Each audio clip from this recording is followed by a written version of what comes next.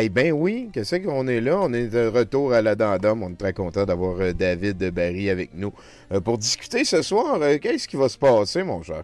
Ah, je suis très content d'être de retour. Je suis super content d'avoir l'occasion d'explorer un autre sujet pour toi. Puis j'ai choisi de parler de bande dessinée à soir. Hey, c'est un de mes formes d'art préférées, sinon ma préférée. Moi aussi, vraiment une grosse influence sur ma vie, en général, créative surtout, disons. Là.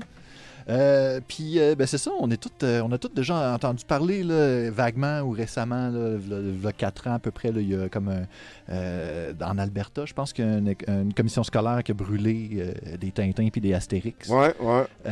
Puis ils ont fait une purge de toute leur bibliothèque. Ils ont trouvé, je pense, à peu près 5000 livres qui ont décidé qui étaient culturellement insensibles, qui avaient des problèmes avec le contenu de ces livres-là. Puis ils en ont retiré de leur bibliothèque. Puis entre autres, les Tintins puis les Astérix, ils en ont gardé des exemplaires qu'ils ont mis dans la section pour adultes. Ils n'ont pas tout brûlé. Ils en ont brûlé quelques exemplaires, un geste symbolique qu'ils avaient fait.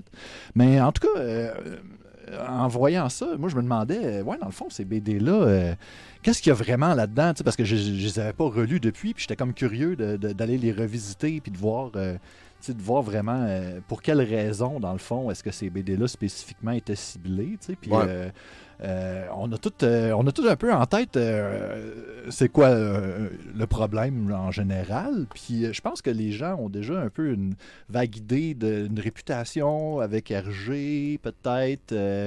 Je sais pas, toi, qu'est-ce que... Ouais, on en parlait plus tôt, tu étais au courant. Hergé, c'est quelqu'un qui était lié aux jeunesses nazies aussi à un moment donné. Ouais, il y a tout ça. C'est chargé, ça vient d'une époque avant bien des affaires. Là.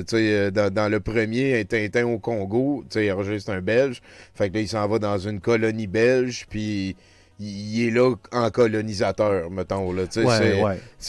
Au début, c'est devenu quelque chose d'autre avec le temps. Là. C'est un petit peu normal que la chose au début soit pas pareille que la chose à la fin. Là. Exact. Ça a été tribun d'une époque. Je suis sûr que la succession d'Hergé, ses débuts, ils doivent pas trouver ça le fun.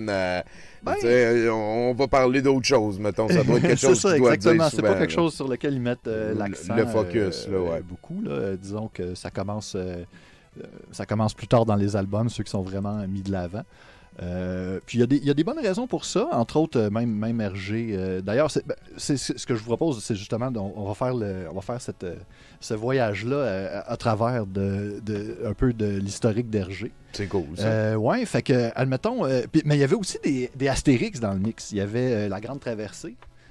Qui inclut des Autochtones dans le récit. Ouais, c'est les Premières Nations dessinées. Ouais, c'est ça, avec lequel ils ont fait en 1997 horrible dessin animé. Le moins bon des longs métrages.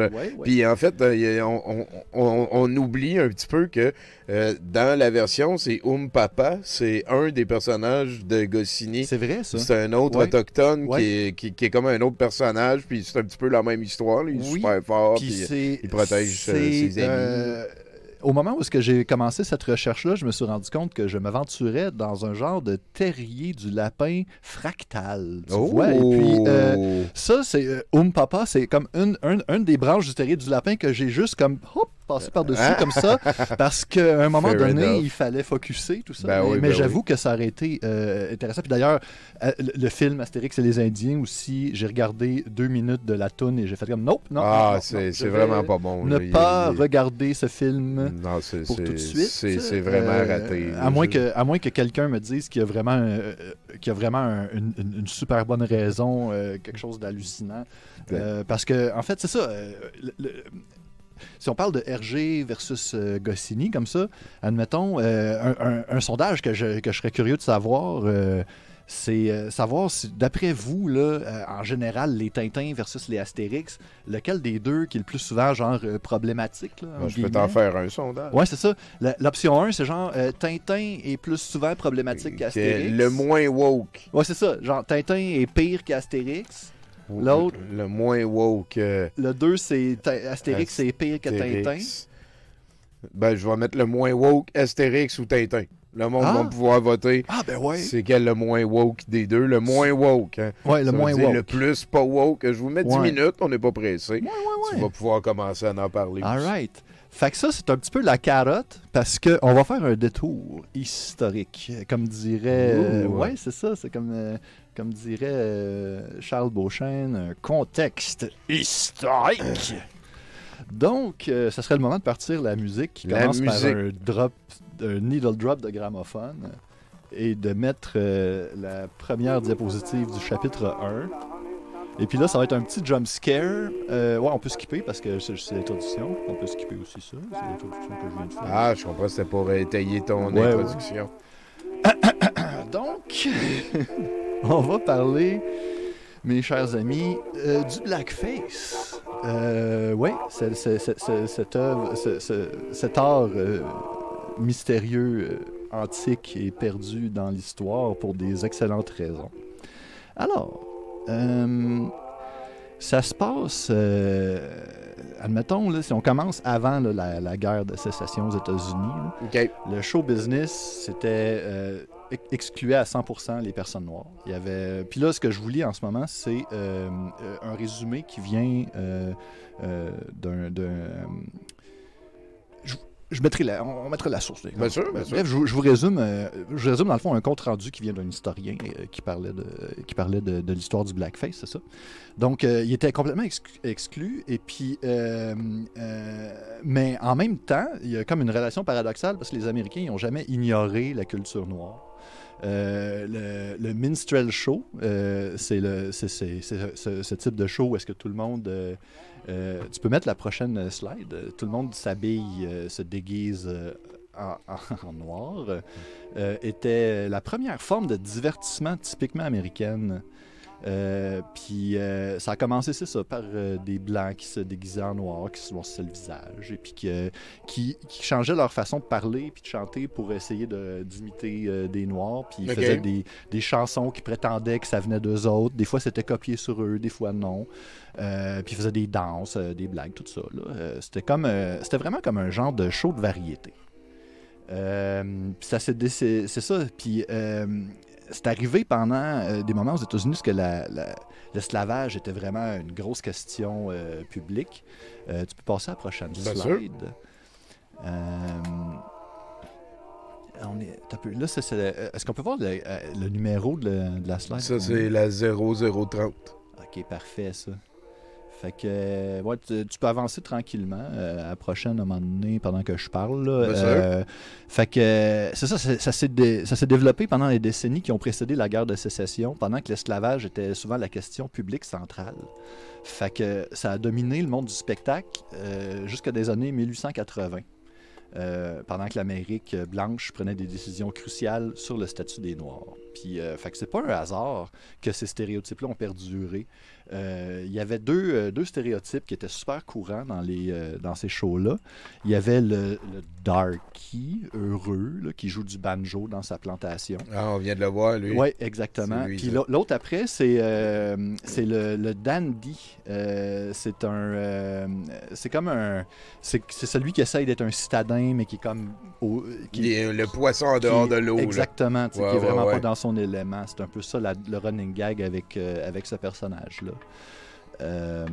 Fait que, mais il y a quand même aussi toute une galerie de personnages parce que ça a quand même duré pendant 50 ans, puis ça a eu le temps de se développer puis de devenir toutes sortes de choses. Wow.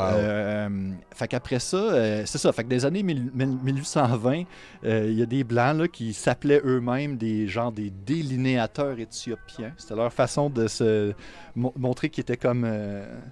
scientifiques à propos de ça. Eux autres, ils allaient faire de la recherche sur le terrain. Puis quand ils trouvaient des choses, des chansons ou des danses qu'ils trouvaient intéressantes, ben ils les prenaient en note puis ils les copiaient après dans leur numéro. Fait que c'est ça, ils s'intéressaient pas nécessairement à ce que ça soit authentique, mais ils voulaient tout le temps avoir du nouveau matériel, tout le temps du nouveau contenu. C'est pas un nouveau problème. Qu'est-ce que c'est le Jim Crow ici? Je pensais que c'était comme des lois de exactement. Tu sais, quand on dit que tout ça, ça a eu un impact immense sur la culture américaine, c'est assez pour qu'il y ait une période de leur histoire qui s'appelle Jim Crow. Ouais. Puis ça, c'est le nom d'un personnage de show de minstrel. Dans le fond, c'est comme un des premiers. Puis c'était justement, on a OK, fait que Jim Crow, c'est personne, c'est un personnage. Ouais. C'est comme le père Fouettard ou le Père Noël. C'est mettons. basé sur un esclave qui se surnommait Jim Crow. OK. Mais là, c'est devenu une caricature, c'est devenu un en fait, mythe. c'est selon lui, donc je sais pas en fait si le fait de l'histoire est véridique ou non. Je comprends. Puis justement, on peut entendre sa petite toune en prochain, là, la petite toune à Jim Crow qui l'a rendu populaire puis qui a enflammé la nation. Vous croirez pas à ça. Vous croirez pas à ça jusqu'à quel point c'est divertissant. C'est le prochain fichier, je pense. Ah, ben oui. minstrel65.mpk. Every time I wheel about a Jim Crow, I went down to the river. I didn't mean to stay, but there I saw so many gals I couldn't get away. Wheel about and turn about and do just so. Every time I wheel about a Jim Crow.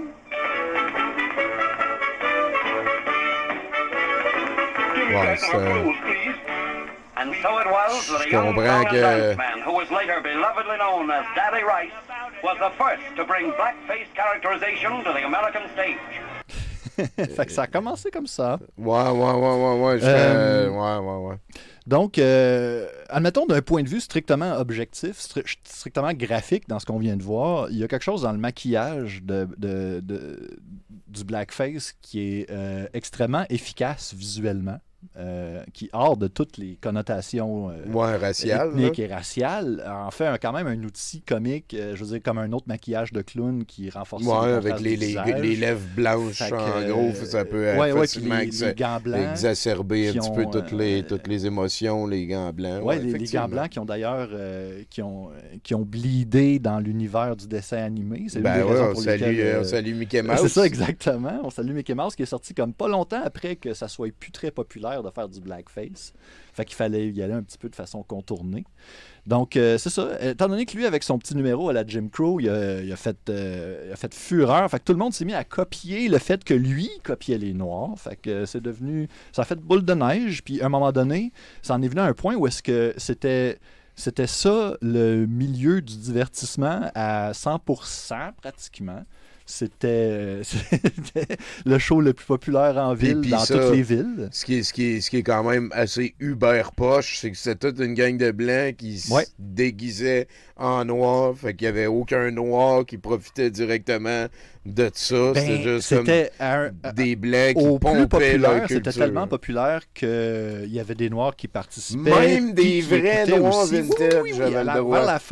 Vers la fin, surtout, ou dans son pic, c'était assez populaire pour que, genre, même... Il y a de la place même pour ceux qui le vivent pour vrai. Ouais, puis je veux dire... En même temps, ça a l'air d'une caricature aussi. Je ne voudrais pas l'associer à quelqu'un. On va voyager dans le temps, là, puis je vais te faire le pacing d'un show de minstrel. C'est pas juste à propos de ça. Je veux dire, c'est quand même, on va se le dire, ça le but. Comme on est d'accord que le but, c'est de renforcer ce stéréotype-là pour garder un pouvoir sur ces personnes-là. Sauf que le show en tant que tel, il passe aussi par d'autres chemins. Fait que ça commence assez classiquement. Je veux dire, on est quand même habitué à ce format-là avec une ouverture. Pendant que le rideau est fermé, il y a de la musique qui embarque. Puis là, pendant que le rideau est encore fermé, je peux passer à la prochaine slide, je pense. L'autre après. Il va y avoir comme 8 personnes en avant d'un rideau. Ah non, mais ça, c'est quand même bon. Ah non, ça, c'est plus tard, en fait. C'est une vidéo, en plus? Le prochain vidéo est dans mes slides, ça y est. Ouais. Mais bref... Ça, c'est la 80, j'arrive à la 85. OK, la 80? Ah ben c'est bon, ça, la 80. Fait que c'est ça, ils arrivent, ils sont tout le temps une gang au début, ils sont 8. Puis il y a un animateur de foule, il y a comme un...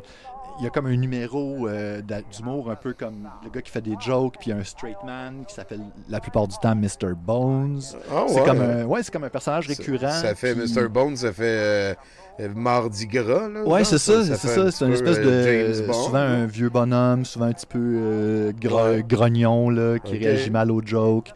C'est le last call pour aller voter. Hein. Non, c'est ça. Puis, c'est Tintin le moins woke à 23 contre 17 à date. Non, ça peut être des jokes aussi basiques que, tu sais, genre, l'animateur, il demande à M. Bones, tu sais, il dit ouais, je pensais que tu étais supposé aller au match de baseball hier après-midi. Puis là, M. Bones, il répond ouais, mais il a fallu que... Ah, man, j'ai manqué la joke. C'est une joke d'enterrement de belle-mère. C'est une joke de belle-mère. Le punch, c'est une belle-mère. OK, j'ai manqué le baseball. Il a fallu que j'aille à l'enterrement de ma belle-mère. Il aurait fallu que je l'écrive. Oui, c'est ça, exactement, mais elle n'est pas encore morte. Ah, mais c'est pas ça, encore. Le punch, c'est que je voulais aller à son enterrement. Tintin 24 contre 18. OK, ouais, je comprends. Excusez, là, je suis pas dans ma meilleure forme pour livrer des jokes de vintage. T'es mieux avec des bullet points la prochaine fois. Non, c'est ça. Je me suis fait un gros paragraphe. Oui, vas-y, focus, ça va bien. Moi, j'avance à la prochaine image ici. Hey, tabarnak, la caricature. C'est Bones. C'est lui, Bones. Oui, c'est ça, Brother Bones, qui est des fois le comic relief aussi. Ah oui. Puis, des fois, il y a un bout de sentimental. Il arrive un ténor là, qui chante une toune triste en s'accompagnant au banjo. Juste pour question de créer un rythme, là, le petit campfire moment qu'il appelle. Dans le moment ça fait très de même le maquillage blanc autour des yeux, puis ça fait clown carrément. Oui.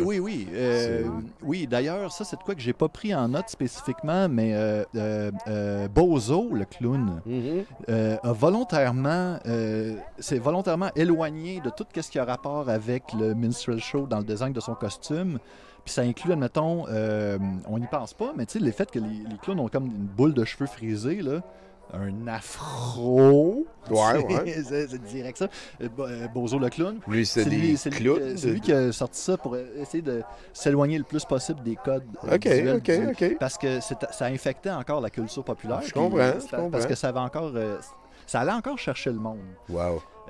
Ouais, c'est ça. Fait que c'est ça, c'est un vrai gros spectacle de variété. Là. Il y a du monde qui joue du banjo, il y a des animaux, il y a des melons d'eau. Il y a quand même quelqu'un qui pète des melons d'eau. Je sais pas. Tu sais, l'association avec les melons d'eau, ce stéréotype-là, il vient des shows de minstrel. Je m'étais demandé à un moment donné d'où est-ce que ça venait, ça. Puis pourquoi c'est considéré d'être comme raciste de faire cette association-là. Ben, c'est juste à cause que c'est un running gag qui date de 120 ans. Ben oui. Puis qui sert à déprécier un petit peu aussi. Là. Je veux dire, si... c'est pas un personnage noir qui est sorti de nulle part, là. C'est du monde qui sont allés regarder des communautés marginalisées puis souvent pauvres, là, on va se le dire. Puis pour après ça en sortir une espèce d'ersatz de comic relief, de butt of the joke, là, de tête de turc pour transformer ça en une espèce de phénomène national. Je comprends que le monde a envie que ça soit plus ça. Là. Je comprends absolument. C'était justement un des standards, des tropes de costumes, c'était le hobo. Là, absolument. C'est ça. Qu'il trouve, le chapeau avec le top ouvert, là, tout ça. Ça a vraiment ses origines là-dedans aussi. Wow, OK. C'est toutes des affaires qu'on associe comme au clown. Oui, non, mais c'est parce qu'il y a aussi des versions qui ont été comme déracialisées de ça, parce que c'est comme, il y a des hobos de toutes les ethnies. Fait que, je veux dire, ça, c'est quand absolument, même... Fait que ça, c'est quand même correct, mais ça dépend tout le temps du contexte et des associations. Puis la raison pour laquelle je parle de ça, c'est que quand on va regarder Tintin au Congo tantôt, on évolue. Le linge, vous allez voir. Puis il y a aussi un aspect historique. Là, après ça, il y a des tunes qui viennent des shows de minstrel que vous avez déjà tout entendu. Pas la musique qu'on entend en arrière, là, c'est des tunes random que j'ai trouvées sur archive.org. Mais la tune qui fait le...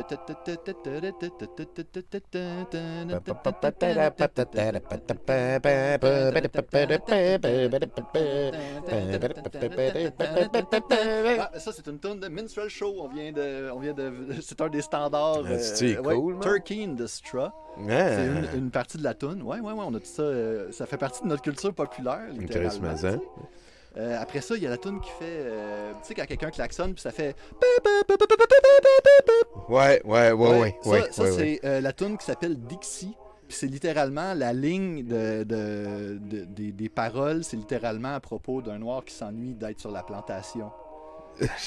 Fait que... ça vient des shows de minstrel. Oui. Dans ce temps-là, j'avais rien à penser. Genre, c'est ça, c'est des symboles qu'on pense pas qu'ils pourraient avoir une connotation, mais tu sais, quelqu'un qui choisit ce klaxon-là, Si c'est juste à cause qu'il trouve ça drôle parce qu'il comprend pas, c'est tel que tel. Mais tu sais, s'il y a aussi un drapeau sudiste... Non, c'est ça va aller vite. Ouais, effectivement. Ouais. Fait que... ah ouais, j'ai mis un j'ai un petit clip ici. Turkey in the Straw, justement. Puis écoutez, portez attention à comment il imite l'accent. C'est quoi la voix? Hey, sur un tube de cire, genre. C'est vieux.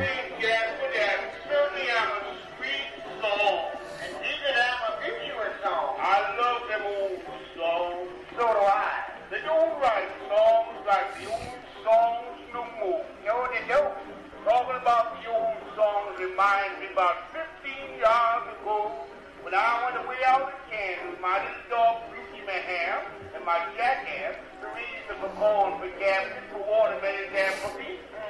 I was out there about 2 months. One day my dog was sick and he died. Poor little Brucey died. That left me all alone on the farm with the jackass to raise the corn for gases, for watermelons, and for beef. 2 months after, little jackass out in the clothes field. Fait que c'est vraiment comme un stand-up comique, grosso modo, là.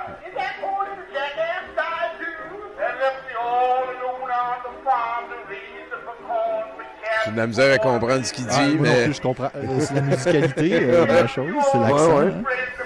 Ça fait le disque de Cheech et Chong, genre? Ouais. Ils en mettent beaucoup. Ouais.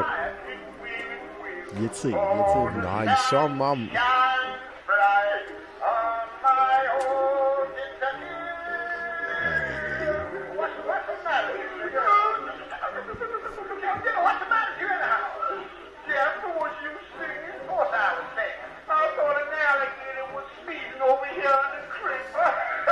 Fait que je pense que c'est weird. C'est très weird. Imagine écouter ce disque-là complet chez vous. Et puis je vais dire plus d'une fois, là, parce que c'est un cylindre de même, puis t'as une tonne dessus. Là. On est rendu à moitié. Je pense qu'on peut... on peut... je veux dire, on en a retiré ce qu'on avait en Oui, exactement, avec respect au créateur. C'était beaucoup de bruit bizarre. Hey, tu ça, la gang, ça. Non, mais c'était... Pour vrai, c'était des fucking shows grandioses. Ben oui, ça le budget, il allait tout là. C'était comme le Disney d'aujourd'hui, admettons, à l'époque. Niveau production, tu sais, puis... à un moment donné, ça peut devenir des... Ah oui, c'est ça, on a entendu comme un monologue qui sonnait un peu comme du stand-up. Il y a aussi une tradition qui était un faux orateur qui arrive avec qui dit des mots importants, mais qui ne sait pas trop de quoi il parle. Tu sais. Ça aussi, c'est un format qui a beaucoup influencé le stand-up par après.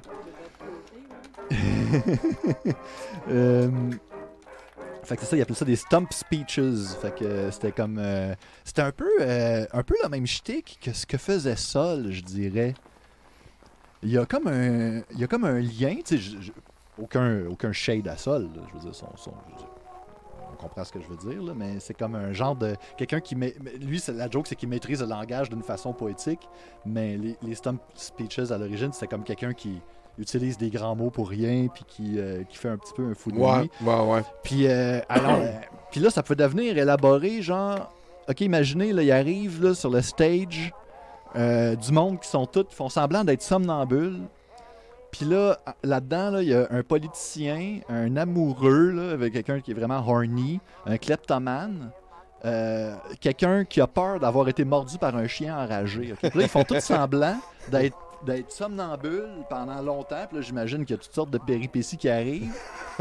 Puis là, finalement, le dude qui pensait être mordu par un chien saute sur le kleptomane.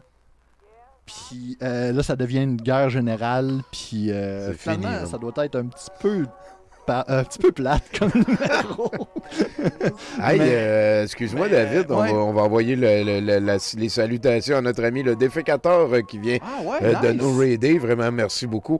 On est dans un dossier ici pour voir l'histoire de l'évolution de différentes pratiques artistiques qui ne sont plus tout à fait admises ou disons rajouter du relief historique sur des créations culturelles. Parce que justement, au Canada, nous, il y a quelques années, il y a eu une école qui a fait un exemple en brûlant quelques volumes de Tintin, d'Astérix qu'ils considéraient over the top, hein, qui est moins woke, on va dire ça comme ça. Quoique c'est pas tout à fait ça le but, là, mais bon, voilà. Là, ici, David, il est en train de nous faire explorer quelques créations du passé pour qu'on voit un petit peu mieux, qu'on replace ça en contexte. Là, on vient de découvrir que Jim Crow, c'est un personnage t'appelles ça des troupes de minestrels. Ouais, hein? ouais. C'était les premiers blackface, à peu près tout le monde faisait ça à l'époque. On est quoi, là? On a 1920? On est de 1850 au début des années 1900. OK, voilà. Le gros de ça. Puis là, après ça, c'est comme ça a diminué progressivement, mais très, très, très progressivement. Puis c'est peut-être une des raisons pour lesquelles c'est autant agressivement supprimé comme chose, parce que ça a perduré comme un petit peu de façon gênante. Donc, à partir de 1853, ils se sont même permis de récupérer... vous connaissez l'expression « oncle Tom ». Ben oui, les Uncle Tom, ouais. Les esclaves qui s'ennuient et qui aiment ça être des esclaves. Oui, mais ça, c'est les shows de minstrel qui ont créé cette version-là du personnage, parce qu'à l'origine, le roman, il était anti-esclavagiste, puis l'oncle Tom, il était pas... il était apathique un peu dans Tom Sawyer. On parle de la case de l'oncle Tom de Harrier Beecher Stowe. OK, je me trompe de votre c'est un autre personnage qui a été récupéré puis qui a été un peu tordu, justement, qui était comme... comme la toune de Dixie tantôt, là, je m'ennuie d'être de la plantation qui chantait, le gars, c'est assez weird. Fait que c'est ça, il y avait... fait que le but, c'était de renforcer ces stéréotypes-là, puis de vraiment taper sur le clou que les maîtres, les maîtresses, les propriétaires, ou je sais pas, les maîtres qui étaient des bonnes personnes, qui aimaient leurs esclaves comme des enfants, tout ça, tu sais.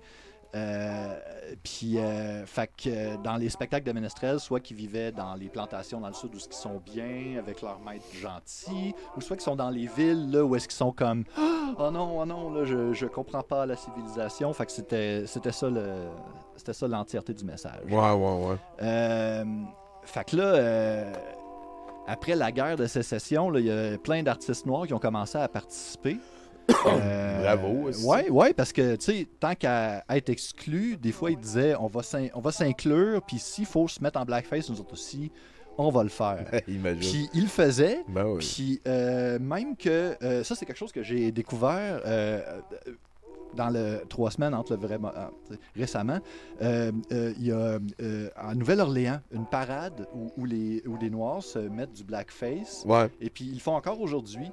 Parce que justement, ça date de cette époque-là où ils se sont réappropriés le truc pour participer. C'est resté une tradition, et puis c'est une des instances où le blackface est encore toléré pour des raisons contextuelles. Là. Ouh, il est content. Ouais. Fait que...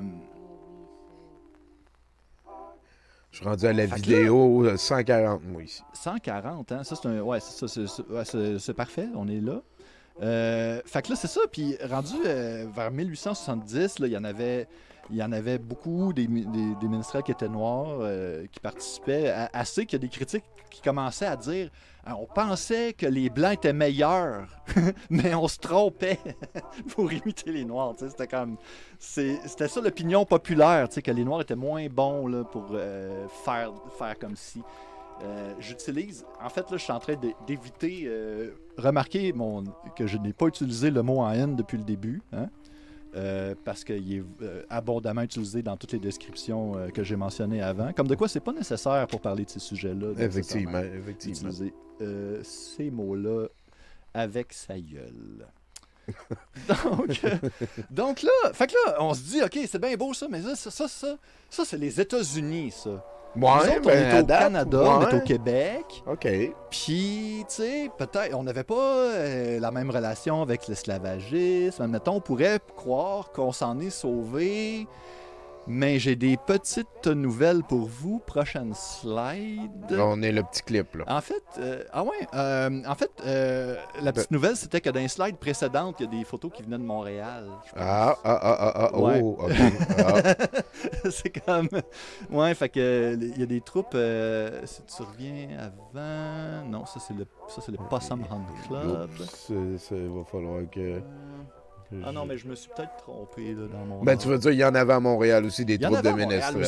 Il y en avait à Montréal dans le plus fort du truc. Il y en avait à Montréal après que ça soit devenu populaire. Il y a des troupes communautaires qui refaisaient des affaires annuelles encore. Ouais.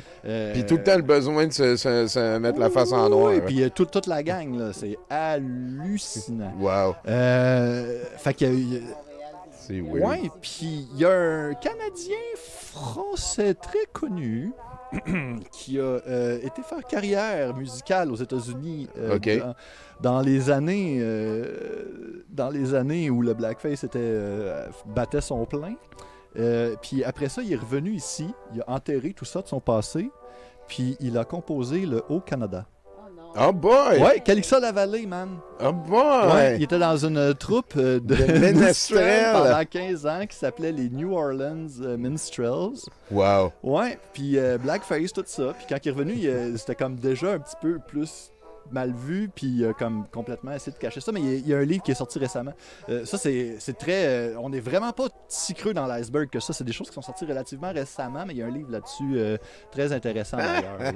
C'est dommage. Fait que Calixa Lavallée a participé à ça. Fait que c'est vraiment pas si loin. Puis on peut le remarquer, je veux dire, admettons, on peut... Il y a des gens aussi qui ont eu des esclaves au Canada. Faut pas s'en sortir. Ben non, c'est ça. Faut pas faire comme si c'était pas... Même le fan de blackface ordinaire, là, utiliser ça comme juste une façon de stéréotyper puis de pas de rabaisser, mais... pas vraiment le mot que je cherche, mais tu sais, comme cette habitude de mettre des petits personnages de plâtre dans la cour. Là, ouais, je comprends. Des petits bonhommes en plâtre. Là. Des fois, il y a des petites vierges. On en a un de ça ici qui pêche. Là. Ouais. C'est relié. C'est relié avec ces affaires-là. Avec l'idée d'avoir quelqu'un dans ton jardin. Ben oui, qui va travailler pour tes affaires. Ouais. Ouais. Ben, les nains, ben, tu sais, je veux dire, en tout cas. Attention au tapis, là. Attention. On a un petit clip de 4 minutes 43 ici. OK. On y va-tu? Ben oui. Ah oui, en fait, enlève l'autre. On entend l'autre musique en arrière. Oui, je vais l'enlever. OK, cool. Fait que ça, c'est un montage de... Ça boucle tout. C'est présenté ici d'une manière au cœur léger dans l'effort de retenir l'ambiance de cette époque-là. Le choix des scènes a été limité à ceux de ma collection de films personnels. Il notait ici des gens qui manquaient. Après le film, demandez à vous, est-ce que les stéréotypes raciaux existent encore de nos jours?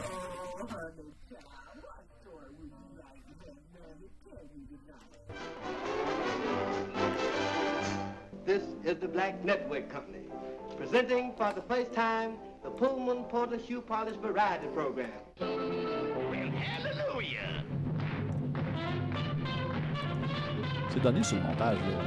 Titre pis tout. Oh, Calloway, oui. Calloway, c'est du bon stock. Now listen, Gates, you run along and chase yourself. This pie ain't ready yet. Well, what kind of pie is that, Miss Nunn? That's a blackbird pie. Oh, a blackbird pie? There ain't no such thing as a blackbird pie. Why, don't you contradict me. Don't you remember that song I used to sing for you when you were a little pickaninny? Niners places in the kitchen. Here's the reason why. 'Cause the master says it takes a blackbird to make the sweetest kind of pie. Dégueulasse, ça tape.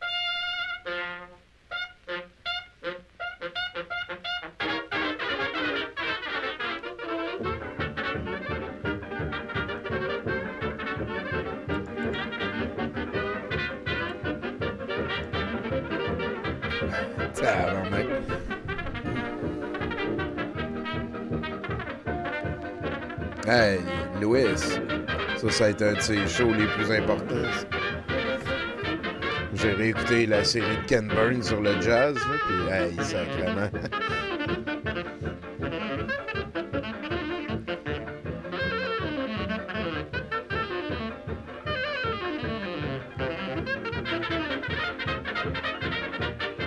C'est vrai que c'est bon le melon d'eau, par contre.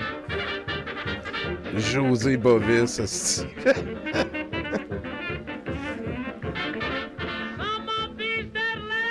Les chaînes de chants nazis affichent le même disclaimer. De chants nazis.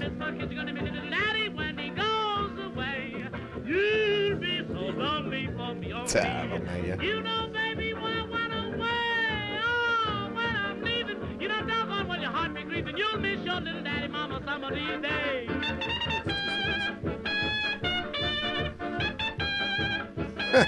Chaîner le pied.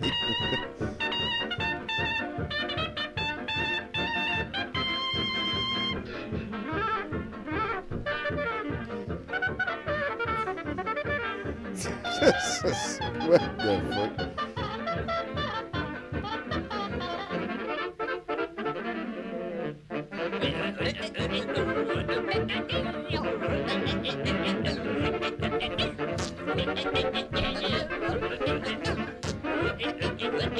Tabarnak, man, la collection. Ouais. C'est... C'est juste la pointe de l'iceberg.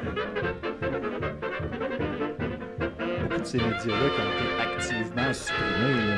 Bon, oui, ben, je comprends, là, c'est chargé, là, c'est une autre époque. Ouais, parce que c'est plus montrable. C'est plus bien faire aussi, c'est, à part pour des raisons historiques. Ah, ok, merci, Laga. Ouais, ça... C'est dans cette optique-là, en tout cas, qu'on l'écoute ici, là, Ouais. mais il n'y a personne qui tripe nazi, je te promets. Oh, je sais que non. Puis même, je suis très critique par rapport à... Plutôt contre, disons. On est des woke qui disent. Tabaslac, hein, c'est... C'est très désolant, tout ça.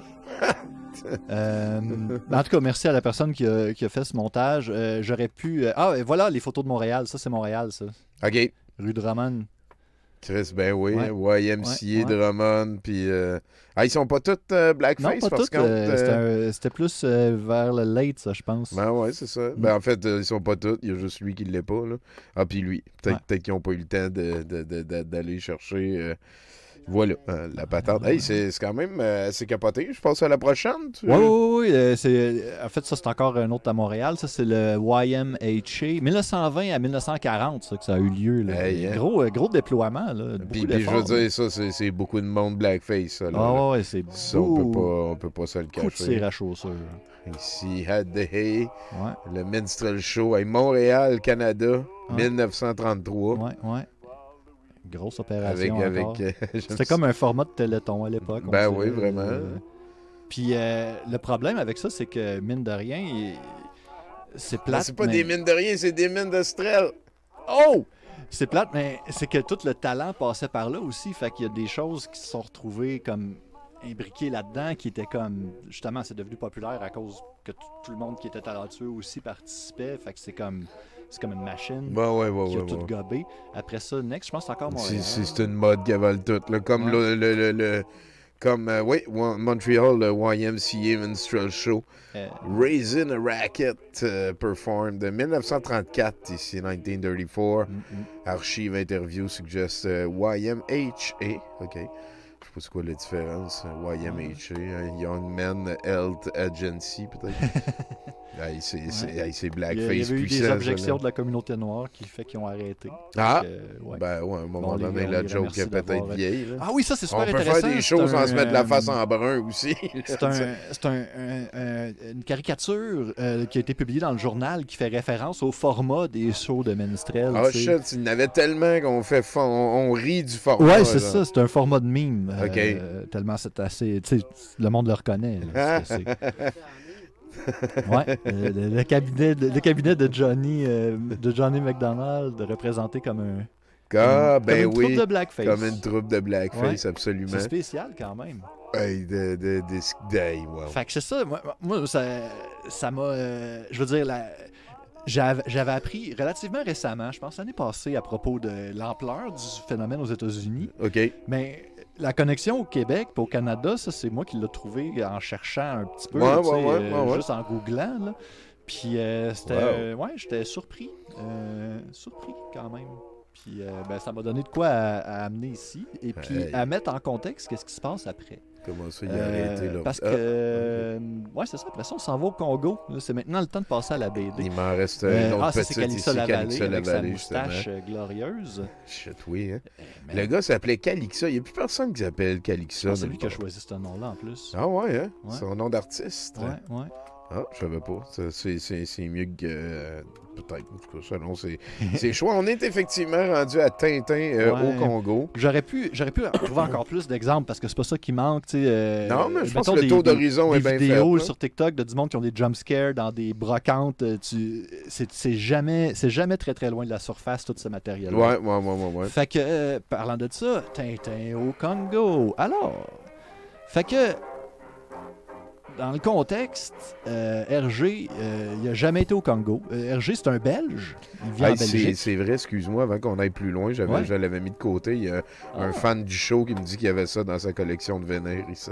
Ah ben oui. Quand même. C'est... Merci Fred.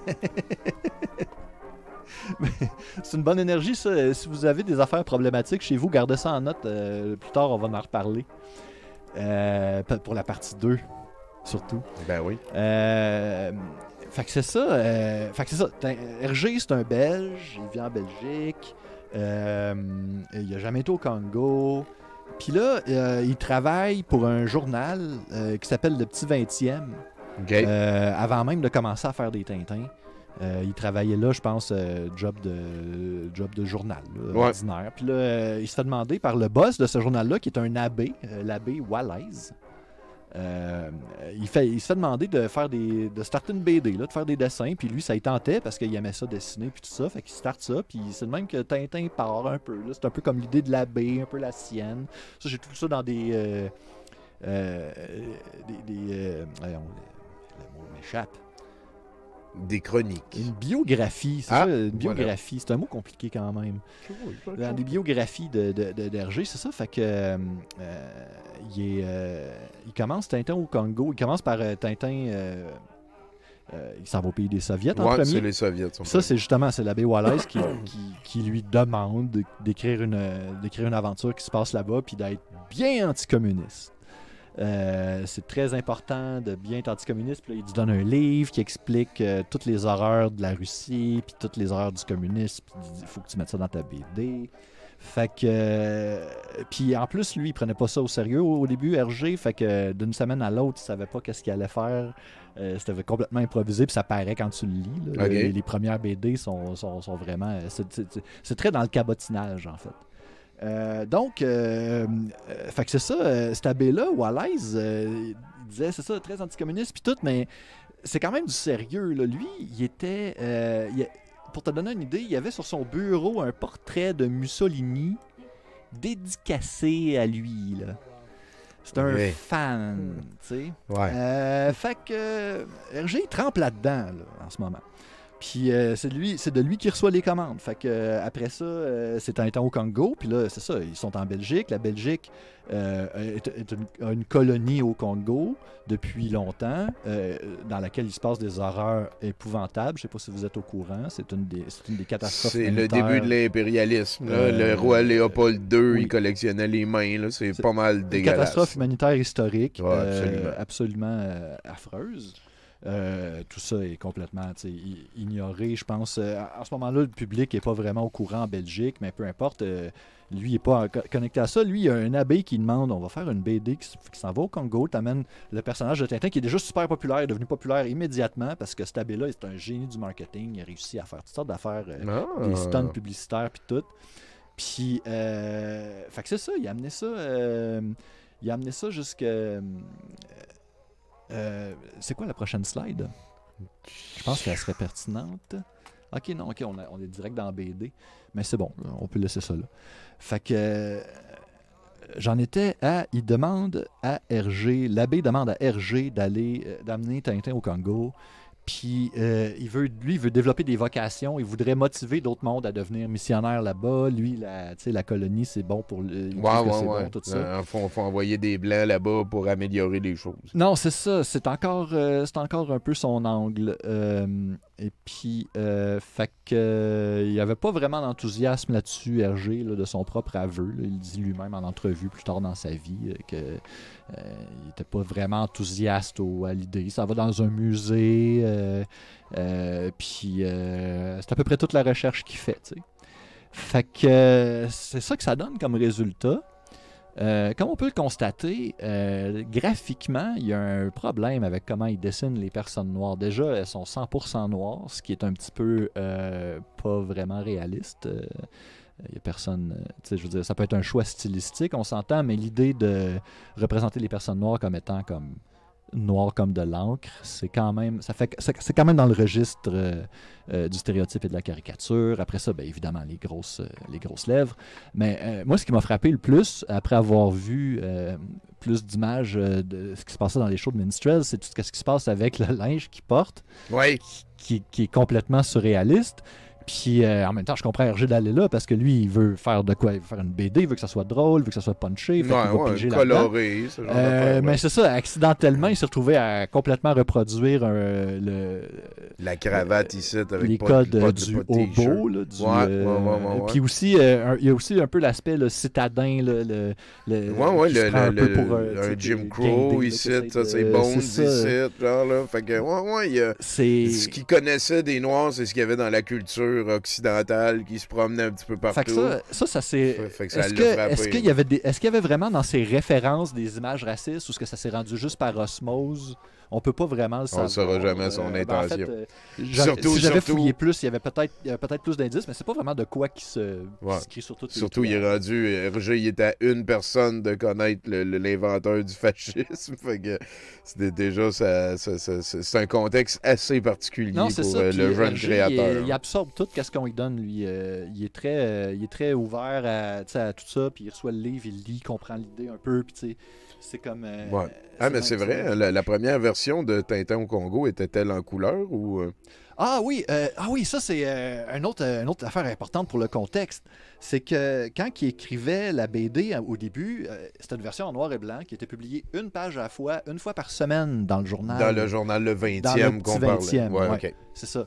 Et puis un coup qui s'est rendu du début à la fin de l'histoire, là, il y avait comme une version imprimée en album de la version noir et blanc. Puis elle était un petit peu modifiée parce qu'Hergé, c'est un maniaque qui était tout le temps en train de retoucher des détails, même changer des virgules. Anything goes. Puis après ça, les albums que nous, on connaît, c'est des versions qui ont été 100% redessinées puis mis en couleur, basées sur les cases originales. Wow, ouais, puis ça paraît vraiment comme... admettons, si on voit ici...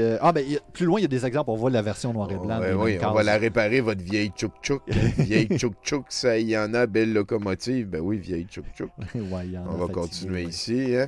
Ouais. Non, déjà une bagarre, quel pugilat. Halte là, Tintin, il sépare la violence. Célie, il en a volé mon beau chapeau de paille. Non, Célie, il en a volé. Qui dit la vérité? Là, c'est pour ce chapeau de paille. Ben oui. Puis là, ben voilà, il coupe en deux. Ouais, 50-50. Très basique comme joke. Les deux sont contents. Là. Exactement. Le chapeau de robot que tu parlais tantôt, là, il y a la moitié qui est relevée. On va continuer, on passe au prochain. Moi, c'est la première BD que j'ai eue dans ma vie. Ma tante, ma marraine me l'a acheté. Ouais. Salut Sylvie. Il y a des choix de ma tante comme ça. Il y a un de mes amis qui s'est fait donner la cassette de solde de Louis quand il avait cet âge-là. Ben oui, c'est ça. Des femmes. Elle voulait m'acheter toute la gang. Ça a marché. Hein? J'ai pogné la passion pour la BD en sapristi avec ça. Le lendemain matin, ici, hey, come on. Ouais, ça c'est une tradition qui était présente et pas trop mal vue au moment où est-ce que c'était dessiné.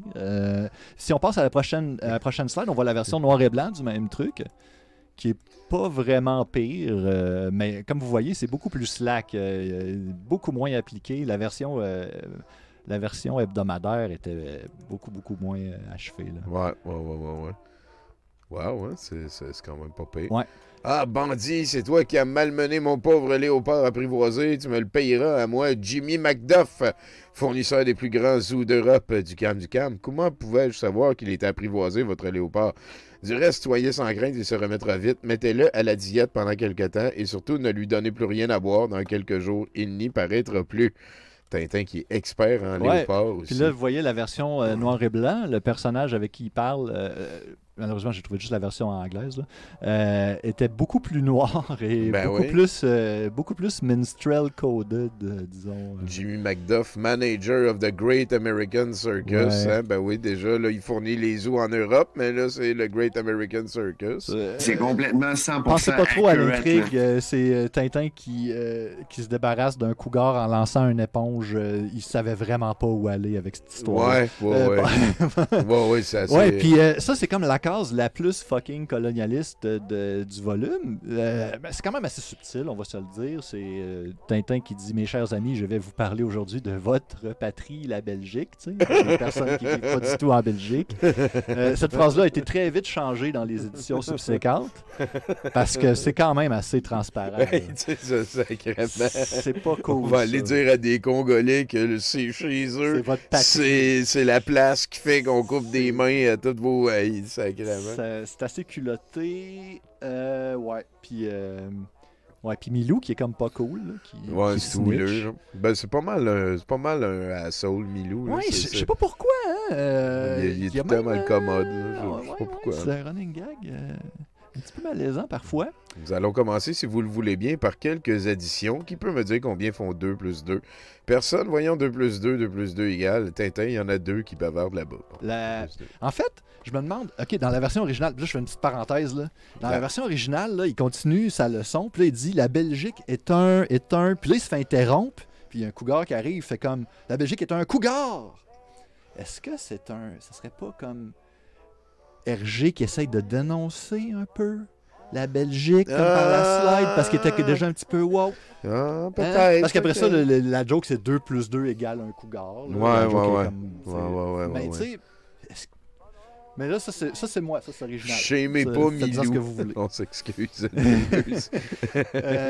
La prochaine, c'est quoi qui se passe dans la prochaine Dans la prochaine, je m'en vais à ça ici. Oui. Ça c'est une bonne surprise, ça. Moi, j'avais assumé que c'était de la bullshit, mais il s'était renseigné, puis c'est une vraie toune, je pense que c'est une berceuse, par exemple. Ah non, c'est une vraie toune qui chante en ramant, pour vrai. Fait que... Puis même les notes, là, les partitions. Les notes, je sais pas, par exemple. À suivre, on le saura peut-être un jour. Puis là, ça, c'est la dernière case de la BD. Puis encore une fois, tu peux switcher à la prochaine pour voir la version originale. Tu vas voir tout le monde... ça, sont rendus à faire des saluts ici. On va checker elle un peu, on ira voir après ça. Là. Moi, il y en a à avoir trouvé ma chaîne de Tintin. Oui, ça fait Tintin a laissé sa marque partout. Même lui, gars. Lui, c'est moi, plus jamais il y en a verré Boula-Matari comme Tintin, oui. Tout le monde parle de Tintin. Même les chiens trippent Milou de ce côté-là. Et la version originale ici. Ils sont beaucoup plus... Sacrément, ils sont en train de prier Tintin et Milou. Il y a une explosion à un moment donné dans la première version. Moi, le bout que je me rappelle tout le temps, c'est qu'il marche dans le bois, dans la plaine, puis il arrive à côté d'un rhinocéros. Là, il s'en va driller un trou dedans avec un vilebrequin. Il met un bâton de dynamite, il l'allume, le rhinocéros explose. C'est... Qu'est-ce qu'il t'a fait? Voilà une page. Qu'est-ce qui va se passer la prochaine semaine? Mais en même temps, je m'identifie un peu à son struggle de juste sortir une page par semaine de sujets qui t'intéressent pas trop. Faut à un moment donné, c'est comme... il faut que tu inventes des affaires. Faut que tu remplisses. Puis, on passe il y a un petit clip ici. Ah oui, ça va être une entrevue avec Hergé. Puis, je pense qu'il faudrait l'avancer. Ah ouais, c'est juste la première minute. C'est Congo 110, ça? Oui. Ouais, juste la première minute.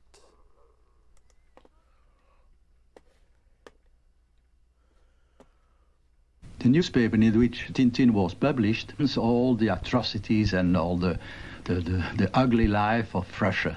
He came back, let's say, from Russia. the director of the newspaper, went to Congo. And the character caught on very quickly, didn't he? Because when he first came back from Russia, you had someone dress up as Tintin and appear at the Brussels railway station, and massive crowds turned out to greet him. Yes, yes. But you see, it was a Catholic newspaper, I said it. Ah, merci tout ce qui t'est pour le raid. Well, I think it was after the war. After the war, when the book were published in color. Ça, c'est Tintin, do you think, that made him such an world? And I'm always surprised that's an Indian boy or even a Chartman. So for me, the hero was the journalist, the reporter. And he was the only time you see him writing an article to his newspaper. After that, he gave it up as a bad job. No. What about the galaxy of characters who've grown up around Tintin? T'as dit qu'il fallait écouter la première minute? Ça va vite, hein? Le bout intéressant. Merci Yanno Boli. En plus. On peut continuer. Non, c'est ça. Il reste quoi? Il reste encore une minute. On peut bien l'écouter. Non, mais c'est parce que, encore une fois, le reste de l'entrevue va être à propos de la popularité de Tintin, qui est comme le running gag de toutes ces entrevues-là. Non, en fait, c'est juste parce qu'il mentionnait le contexte, le journal catholique, tout ça, par lui-même. Mais ouais, effectivement, le fait que j'ai choisi j'ai trouvé un extrait en anglais, c'est pas super. La prochaine slide est à propos du contexte historique. Justement, ça, c'est la biographie que j'ai lue. Là. Fils de Tintin, ben non! Ben non, c'est le papa de Tintin, là. Ben non. Ah ouais, hein? Oh. J'ai pas lu la biographie en son entier pour trouver c'est quoi la twist derrière le titre. Ça a l'air d'être... Parce que j'ai lu le début, tout ce qui a rapport avec les débuts de Tintin, puis qu'est-ce qui a rapport avec le contexte dans lequel il baignait. Puis là, je vais vous parler d'un autre rush que j'ai élevé, ce faisant. Il y a un nom que, si jamais vous faites vos propres recherches là-dessus, vous allez trouver, qui est Léon Degrelle.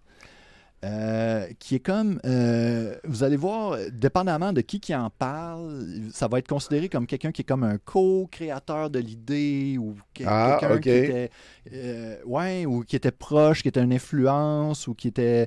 Et puis la raison derrière, un petit peu, puis il y a comme une confusion dans tout ça, puis la raison, c'est que Léon Degrelle, ce qu'on en sait le plus, c'est basé sur un livre qui a été publié après sa mort, qui parle du fait que, en fait, ben là, je vais crever l'abcès, c'est un gros nazi, Léon Degrelle. C'est un gros fasciste.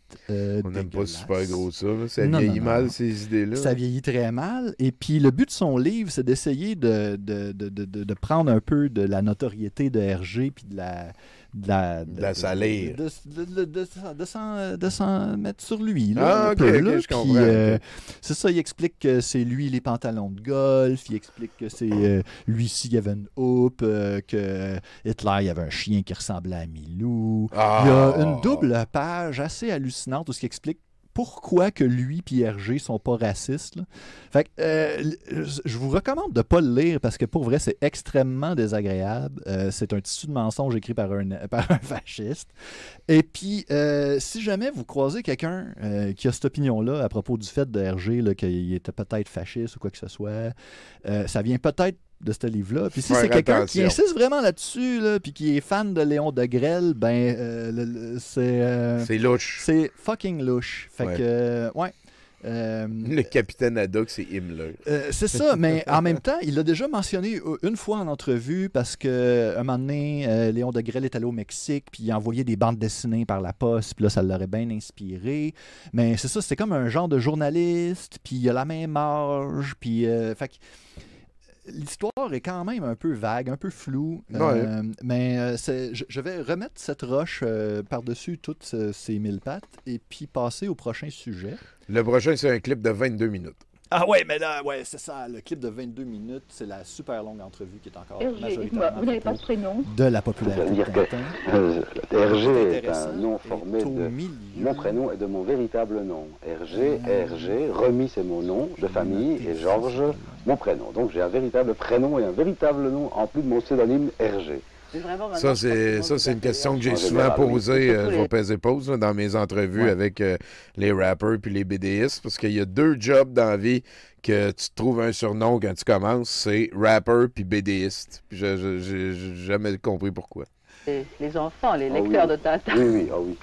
Dites-moi, quand vous-même, vous étiez un petit garçon, vous aviez l'âge de Tintin, ou un peu plus jeune, des lecteurs de Tintin, est-ce que vous lisiez beaucoup de contes d'enfants? De contes d'enfants, mais pas tellement. Mais il y avait tout de même de beaux illustrés à cette époque. Il y avait les belles images où, en effet, j'étais en admiration devant certains dessinateurs, comme Benjamin Rabier, je crois, qui travaillait là-dedans. Qui avait-il encore Georges Omri, qui dessinait admirablement. Ça se passait donc vers les années 15, 16, 20. Mais est-ce que vous-même, je dis, vous étiez grand amateur, grand... Pas tellement. Je veux dire, est-ce que le monde des traductions, du conte, acteur porno, porn star, c'est quelque effectivement. chose dont vous vous souvenez bien, qui a compté pour vous à ce moment-là? C'est-à-dire que, d'une autre façon, je me souviens... Tu peux l'avancer à 8 minutes où il va parler des adaptations de Tintin en Amérique. Ah, ça va à 8 minutes.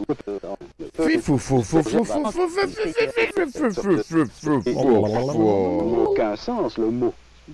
Il faut trouver des équivalents, ce qu'ils font d'ailleurs très bien en langue anglaise.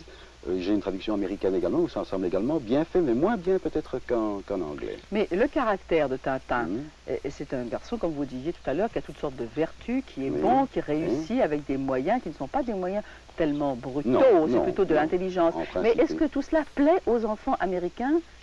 Là, je ne pourrais vous donner je veux dire, est-ce que vous êtes obligé d'adapter le caractère à la mentalité américaine? Non. Je veux dire, on ne peut pas adapter. Il n'y aura pas moyen d'adapter. Il faudrait recommencer tout à fait les dessins et tout, ce qui était une besogne épouvantable à ce moment-là.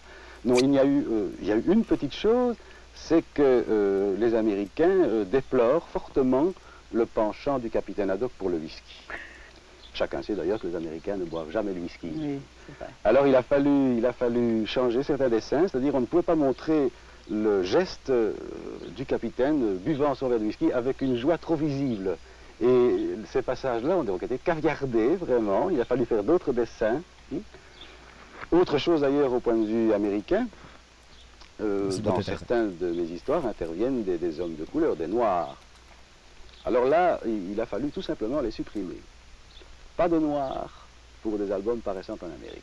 Je sais qu'il n'y a pas de noir en Amérique. Pour Tintin au Congo, ça doit être compliqué. Ah, ça, c'est pas compliqué du tout. L'album ne paraît pas et il ne paraîtra pas. Il y a une autre histoire qui s'appelle Coq en stock et dans laquelle il est question d'esclavage, le bois d'ébène, qui existe encore, paraît-il, maintenant. Et c'est une histoire où Tintin parvient donc à démasquer des marchands d'esclaves, album qui ne pourra jamais paraître en Amérique. Donc même vous aussi, vous avez subi les effets de la censure. C'est très d'actualité. Et les enfants, est-ce que les enfants vous écrivent parfois? C'est capoté. C'est pas mal. C'est ça, c'est un point de vue qui a quand même évolué plus tard. C'est quand même un peu plus tôt dans sa carrière, cette entrevue-là. Je pense à peu près 10 ans plus tard, il a un peu plus compris pourquoi c'était quoi le problème avec Tintin au Congo. Là, il est comme juste, on dirait qu'il est juste buttered d'avoir été censuré. Il est comme juste à cause que je dis qu'il y a des Noirs. C'est vrai que c'est niaiseux, comme raison de censurer quelque chose. On sait, toi puis moi, que c'est pas ça la raison pour laquelle l'album n'est pas paru aux États-Unis. Quand il est arrivé avec cet album-là aux États-Unis, c'était le pire timing. Il était dans les années où est-ce que le blackface était complètement mal vu, puis il essayait de s'en débarrasser le plus possible dans la sphère publique. Puis là, lui, il arrive avec son album comme un peu... comme quelqu'un qui arrive avec des shooters un lendemain de veille. Ben oui, puis c'était le chum de Mussolini, puis tout, là. Au moins, il haïssait les communistes. C'est ça. En fait, à mesure qu'on va... Là, on va parler de 2 autres albums de Hergé, puis à mesure qu'on va avancer, on va s'éloigner de ces sujets-là. Qui sont plus... c'est ça, c'est le livre... Léon de Grelle, celui que tu disais tantôt. Oui, qui parle de l'abbé, parce que c'est ça, il était fan de ces 2 personnes-là à peu près égales, disons. C'est pas... Fait que lui, c'est Léon, ça, c'est Hergé, puis ça, c'est l'abbé machin qui faisait le petit 20e. Fait que c'est ça. C'est ceux qui sont curieux, sur archive.org, le livre s'appelle Tintin, mon copain, là, de Léon de Grelle, que vous pouvez aller voir, que je recommande pas. Il y a José Bovis et d'autres personnes, parce qu'on vient d'être raidé par le défécateur, donc il y a plusieurs personnes qui nous viennent des vieux pays du continent. Je suis sur des trails très bien tapés pour eux, ça doit être un sujet. C'est ça. Ça les touche peut-être plus directement. Ouais, c'est ça. Et dégrèle les hontes. C'est comme ça que je l'ai croisé, en fait, parce que énorme shout-out à archive.org, qui a d'ailleurs tous les albums de Tintin en français et en anglais, des fois plusieurs éditions, la biographie, c'est là que je l'ai pris. Puis c'est là-dessus aussi, je scrollais j'avais fait une recherche pour RG Tintin, puis le dernier icône était littéralement celle-là qui était blurée. Puis là, c'est comme. C'est à ce moment-là que j'ai décidé de J'ai plein de belles choses aussi, des extracteurs à jus. Et puis, ouais, c'est ce qui s'est passé. Donc, la prochaine aventure de Tintin se passe en Amérique. Fait encore une commande de l'abbé Wallace qui est encore, au-dessus de l'épaule de RG. Mais cette fois-là, RG, lui, ça le branchait vraiment de dessiner des Autochtones, puis leurs costumes, puis leur mode de vie. Fait que il s'est procuré des encyclopédies, il y avait des photos de référence, puis il était vraiment accro aux détails. Fait que c'est gros chapeau pour ça quand même. Ouais. Par contre, puis d'ailleurs, cet album-là n'est pas juste à propos des Indiens. C'est aussi, c'est à peu près le 6e de l'album. Ça, c'est à propos de l'Amérique en général. Chicago, il passe pas mal de temps. Oui, c'est ça, il passe pas mal de temps à Chicago. À l'époque, c'était un petit peu le nouveau Paris, là, dans les années, au début des années folles, 1920-1930, Chicago, c'était pas mal le centre culturel sur la planète, entre guillemets. Là, ça prenait la place de Paris, tranquillement. Ouais, c'est ça. Puis là, il parle de Al Capone et tout ça. C'est ça. Mais si on passe aux prochaines diapos, on va pouvoir voir un peu le conflit au cœur de cet album. De nos jours, je pense que ce serait New York. C'est vraiment, écoute, j'aurais pas de source, là, c'est des feelings. Là. Donc, évidemment, tout le vocabulaire est à proscrire. le terme peau rouge. Milou, voilà un vrai peau rouge. Ouais. Puis on voit Milou qui commence sa tendance raciste qui semble être un running gag déplorable. À des chiens peau rouge. Il leur lève le nez, comme littéralement. Si je vais lui parler. Je suis chez eux. La toute dernière nouveauté, la ceinture de cartouche est inclinée à droite. L'hiver dernier, c'était à gauche. Ben oui. Oui, ça va très bien. Ah non, mais si tu reviens à cette case-là, il y a une version de l'album que j'ai même pas réussi à trouver le screenshot où cette autochtone-là, qui est assis dans une couverte, était plus clairement un mendiant. Puis il y avait à ses pieds une affiche qui expliquait sa situation triste causée par, les colonisateurs américains, entre autres. Déjà, et puis c'était une genre de tentative un peu maladroite de RG. De réparer ça. Là. Pas de réparer, mais de rajouter du relief.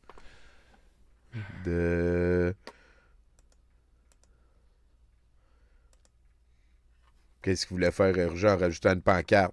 Il voulait réexpliquer, amoindrir. Non. Dénoncer! Dénoncer. On l'a eu. Il était bloqué dans un coude dans mon cerveau, ce mot-là. OK. Fait que une tentative maladroite de dénoncer, disons.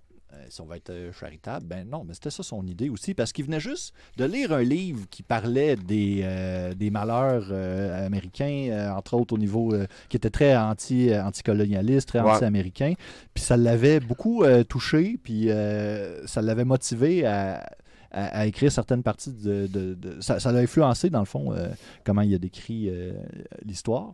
Après ça, si tu passes à la prochaine case. Avec plaisir, next. Sapristi des peaux rouges, comment me tirer d'affaire? Ouais. Salut, puissant Sachem, que la paix soit avec toi. Salut, haut visage pâle, que viens-tu faire sur le territoire de chasse des Pieds Noirs?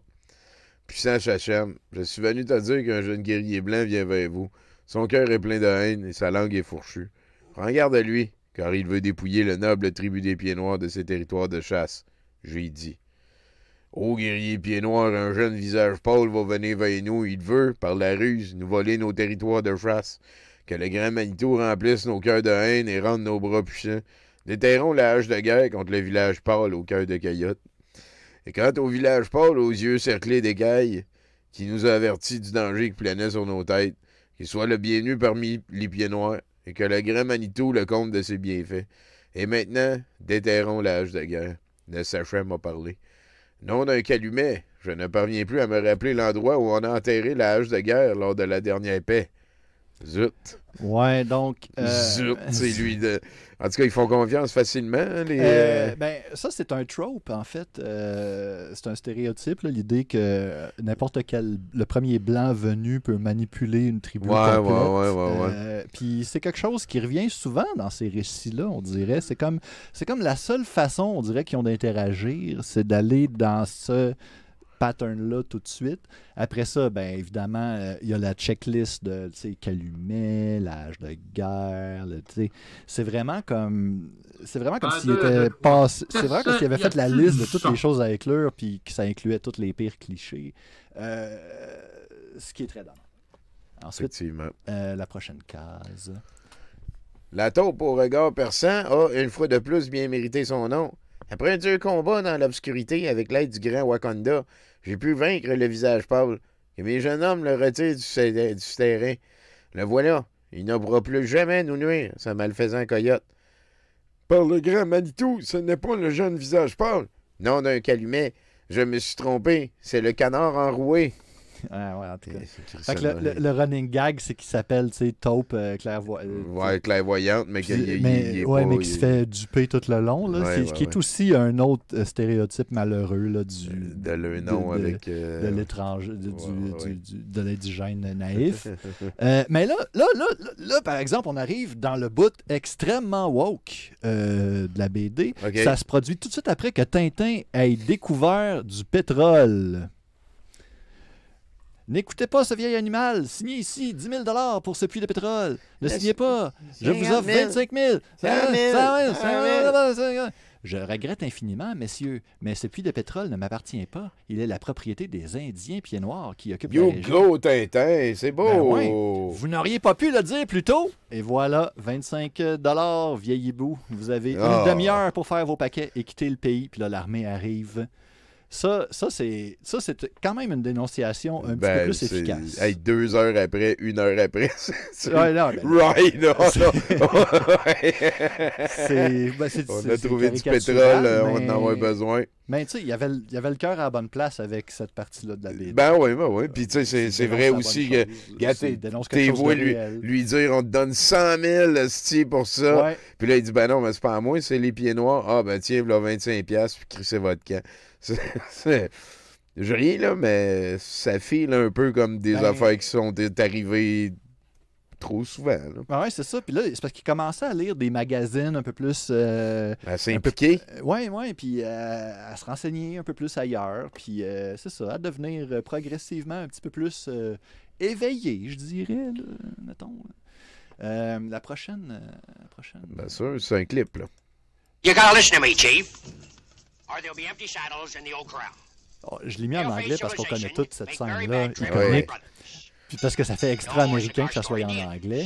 Puis parce que c'est la même scène qu'on vient de voir. On a ici le blanc qui va causer, qui va les convaincre de... Je trouvais ça tellement hot à l'époque que le train fasse apparaître le rail en y allant. Encore une fois, en forme de dénonciation du colonialisme. Un peu, tu sais, il est comme... Justement, il est en train de leur expliquer qu'est-ce qui va leur arriver. Mais c'est au service du cliché de « Ah ouais, ben je vous manipule pour attaquer quelqu'un d'autre. » Il avait pas tort, lui, par contre. C'est un peu les mêmes ingrédients mixés différemment. Puis c'est pas mal le problème avec, je dirais, la représentation des Premières Nations en général dans ces années-là. Puis même en général. C'est qu'elle est bonne, la toile.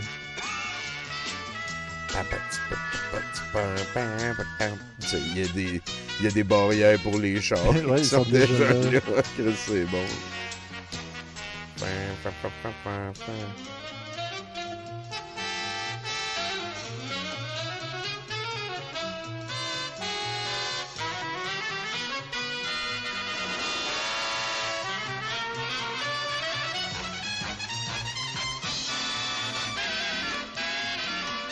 Ah, ça, c'est mon bout préféré, ça. Super bien fait.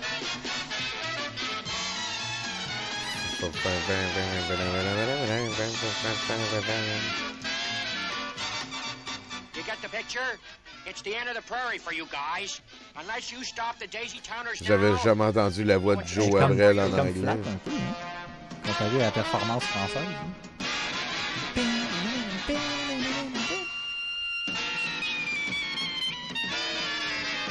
C'est bon. Wogga. War on Daisy Town. Et voilà. Oh, shit, ça a skippé vite. Et là, bah, à la fin du clip, c'est ça qu'on est rendu. Ah ouais, ok. Ah ouais, j'avais linké ça de même direct. Ok, cool, alright. On arrive direct dans Astérix. Ah, j'aurais pu mettre une meilleure transition que ça. Fait que, ouais, les Indiens dans Astérix. Uderzo, il a été un peu plus loin que de juste représenter. On dirait qu'il a été tellement dans l'absurde, essayer que ça ressemble à rien. Ouais. Fait que c'est quand même une façon d'essayer de contourner le problème. Par contre, moi, ce qui me trouble avec la décision de design dans cet album-là, c'est d'incorporer de l'imagerie typiquement américaine au design des costumes puis de ce qui entoure les Autochtones là-dedans. Comme ici, les étoiles qui sont juste une référence au drapeau. Ouais. Je veux dire, en théorie, il n'y a aucun lien entre les deux. Ça, puis ça, part non, effectivement. La position géographique, mais historiquement, non, ça fait aucun sens. Fait que c'est du domaine c'est de l'anachronisme classique à la Uderzo. On va le mettre à la Goscinny, on va le mettre dans cette case-là, disons. Après ça, c'est quand même, c'est les clichés, la danse en rond, il est attaché au poteau, pareil comme qu'on vient de voir dans les deux autres récits. Il n'y avait pas vraiment rien de plus dans cette case-là. Non. Avec les plumes. Les dessins sont tellement pleins de charisme de Zo. Fait que là, ça, c'est une autre décision que je trouve intense, mais en même temps, c'est basé un peu sur un phénomène historique qui était que souvent, on communiquait avec eux pendant les premières rencontres avec des gestes. Fait que je pense que c'était à ça qu'ils voulaient faire référence en décidant de ne pas les faire parler. Sauf que le fait qu'ils se parlent même pas entre eux, puis qu'ils utilisent juste des onomatopées, ça les rend un peu plus primitifs qu'ils devraient l'être, j'ai l'impression, comme décision. C'est pas idéal. Puis encore une fois, en bas, ici, on voit une référence aux États-Unis à cause qu'il y a des étoiles. C'est un peu gratuit, tu sais. Mais bon, je veux dire... C'est pas glorieux, mais on est loin de Missier tantôt, la machine...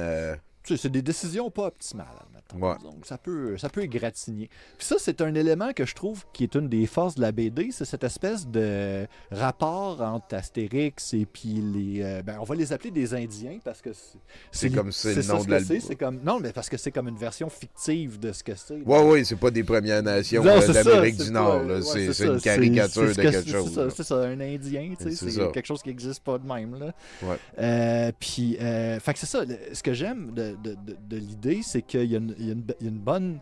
Il y a un échange culturel entre les deux. Premièrement, eux, Astérix et Obélix, tout au long du comic, c'est un running gag qu'ils se demandent où ils sont. Qui ils sont aussi. Ils ne réussissent jamais à leur donner un nom, à se fixer sur un nom. C'est une autre façon de contourner aussi le problème que le film a complètement oublié.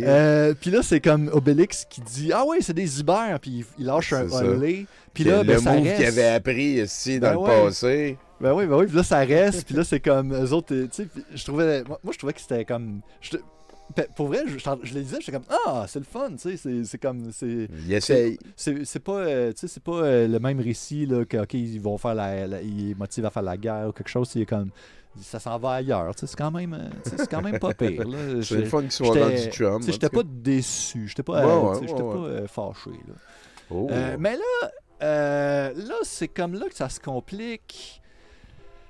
Parce que là, il y a cette personne, cette femme qui a un kick sur Obélix, qui est comme un renversement de situation. Oui, c'est vrai, c'est vrai. D'habitude, c'est Obélix qui a un kick à la moindre occasion. Mais là, c'est à lui que ça arrive, mais à cause de la barrière de langage, on dirait que Astérix et Obélix assument tout de suite que ça va devenir un mariage forcé. Donc, là c'est comme une trope, encore une fois, là, de tribalisme, quoi que ce soit, qu'on pourrait cocher, ou c'est peut-être juste, ok, c'est peut-être Astérix et Obélix qui se trompent, quoi que ce soit, mais ça reste que... La suite de l'histoire, c'est qu'ils s'en vont sans dire salut à cause de ce malentendu-là. Ouais. Ce que je trouve fucking plate. Ouais, c'est un peu poche. C'est vraiment un downer. C'est vraiment pas cool. Moi, j'étais comme, ils ont tissé des liens. Ben oui. Ils sont amis, tout ça. Puis là, ils s'en vont, man, ils s'en vont en catimini en pleine nuit. Là, ouais. À cause qu'il y a une femme qui aime Obélix. Tu sais, je suis comme, voyons, c'est donc bien. C'est pas fin. Ah, c'est pas. Non, faites c'est pas cool. ça. Dites non merci, madame. C'est pas une bonne idée. Mais là, ça. c'est peut-être aussi, ils ont de la misère à communiquer, puis une coutume. Puis là, si c'est le chef qui lui offre sa fille. On sait pas. Ça semble manque d'idées. C'est vrai. Puis le fait qu'ils communiquent juste par des gestes, tu sais, on a déjà vu d'autres exemples. Ici, on a un exemple de le fait qu'ils sont pas capables de communiquer avec quelqu'un d'autre. Ouais, ils mettent des barres dans les hauts, fait que ça donne comme un Nous, on est capable de le lire, mais Astérix et Obélix ne peuvent pas. Puis c'est de quoi qui arrive souvent. Même ça, c'est dans le même album. C'est dans La Grande Traversée. Après ça, ils rencontrent les Vikings. Puis il y a comme une espèce de situation miroir qui se produit, tu sais, où est-ce que là, le contact se passe plus mal parce que les Vikings, finalement, sont esclavagistes et tout. Mais puis c'est peut-être aussi pour ça qu'il a fait le gag que les Indiens, ils parlent pas, justement, pour faire une différence avec... parce que ça se passerait deux fois de la même façon dans le comique. Fait que, il y a moyen d'expliquer ça de toutes sortes de façons, mais c'est juste... ça témoigne, je pense, de la difficulté d'intégrer ces sujets-là quand on n'a pas beaucoup de référents, puis qu'on est obligé d'aller piger dans ces clichés-là, puis que ça finit rarement bien. Ça fait des contraintes qui nuisent, je trouve, au sujet. Ça a bien de l'allure. Si tu continues d'avancer... ouais, c'est ça. Puis c'est la même fin que dans Tintin, un peu. C'est comme ils ont créé une empreinte indélébile dans cette contrée. Il y a seulement la femme amoureuse qui laisse des fleurs. Là. Au moins, il n'y a pas quelqu'un qui vénère ça comme...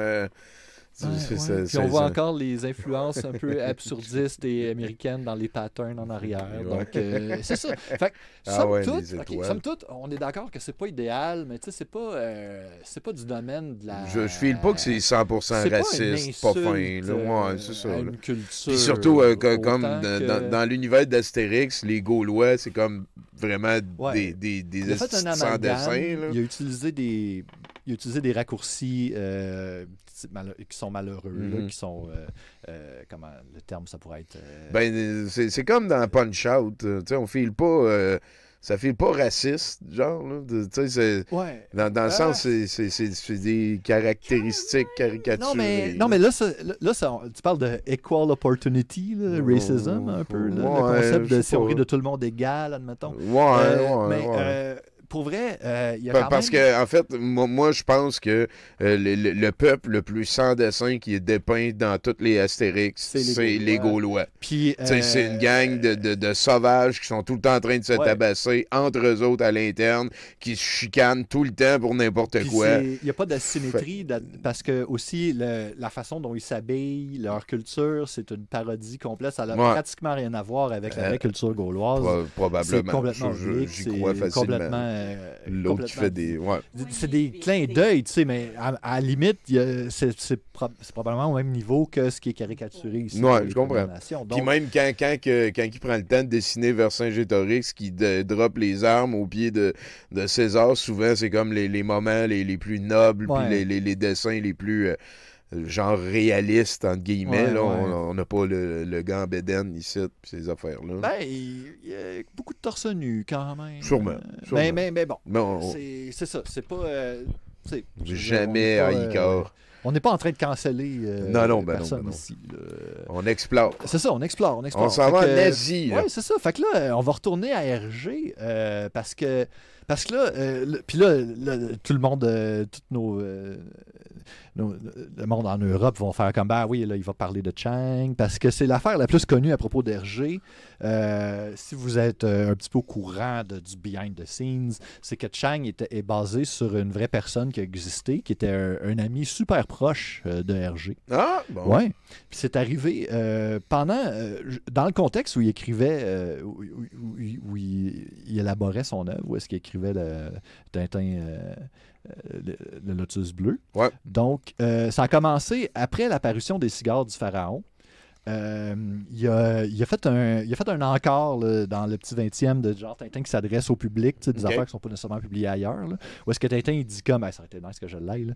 Il dit comme, OK, la prochaine place que je m'en vais, c'est en Chine, les guys, c'est cool. Ah, je comprends. Fait que, tu sais, pour mousser un peu on les prochaines annonce aventures. la prochaine affaire. Fait que, en sachant ça, il y a un autre abbé encore, mais tu sais, je veux dire, ils ont des bons points aussi, parce que celui-là, il y avait des étudiants chinois.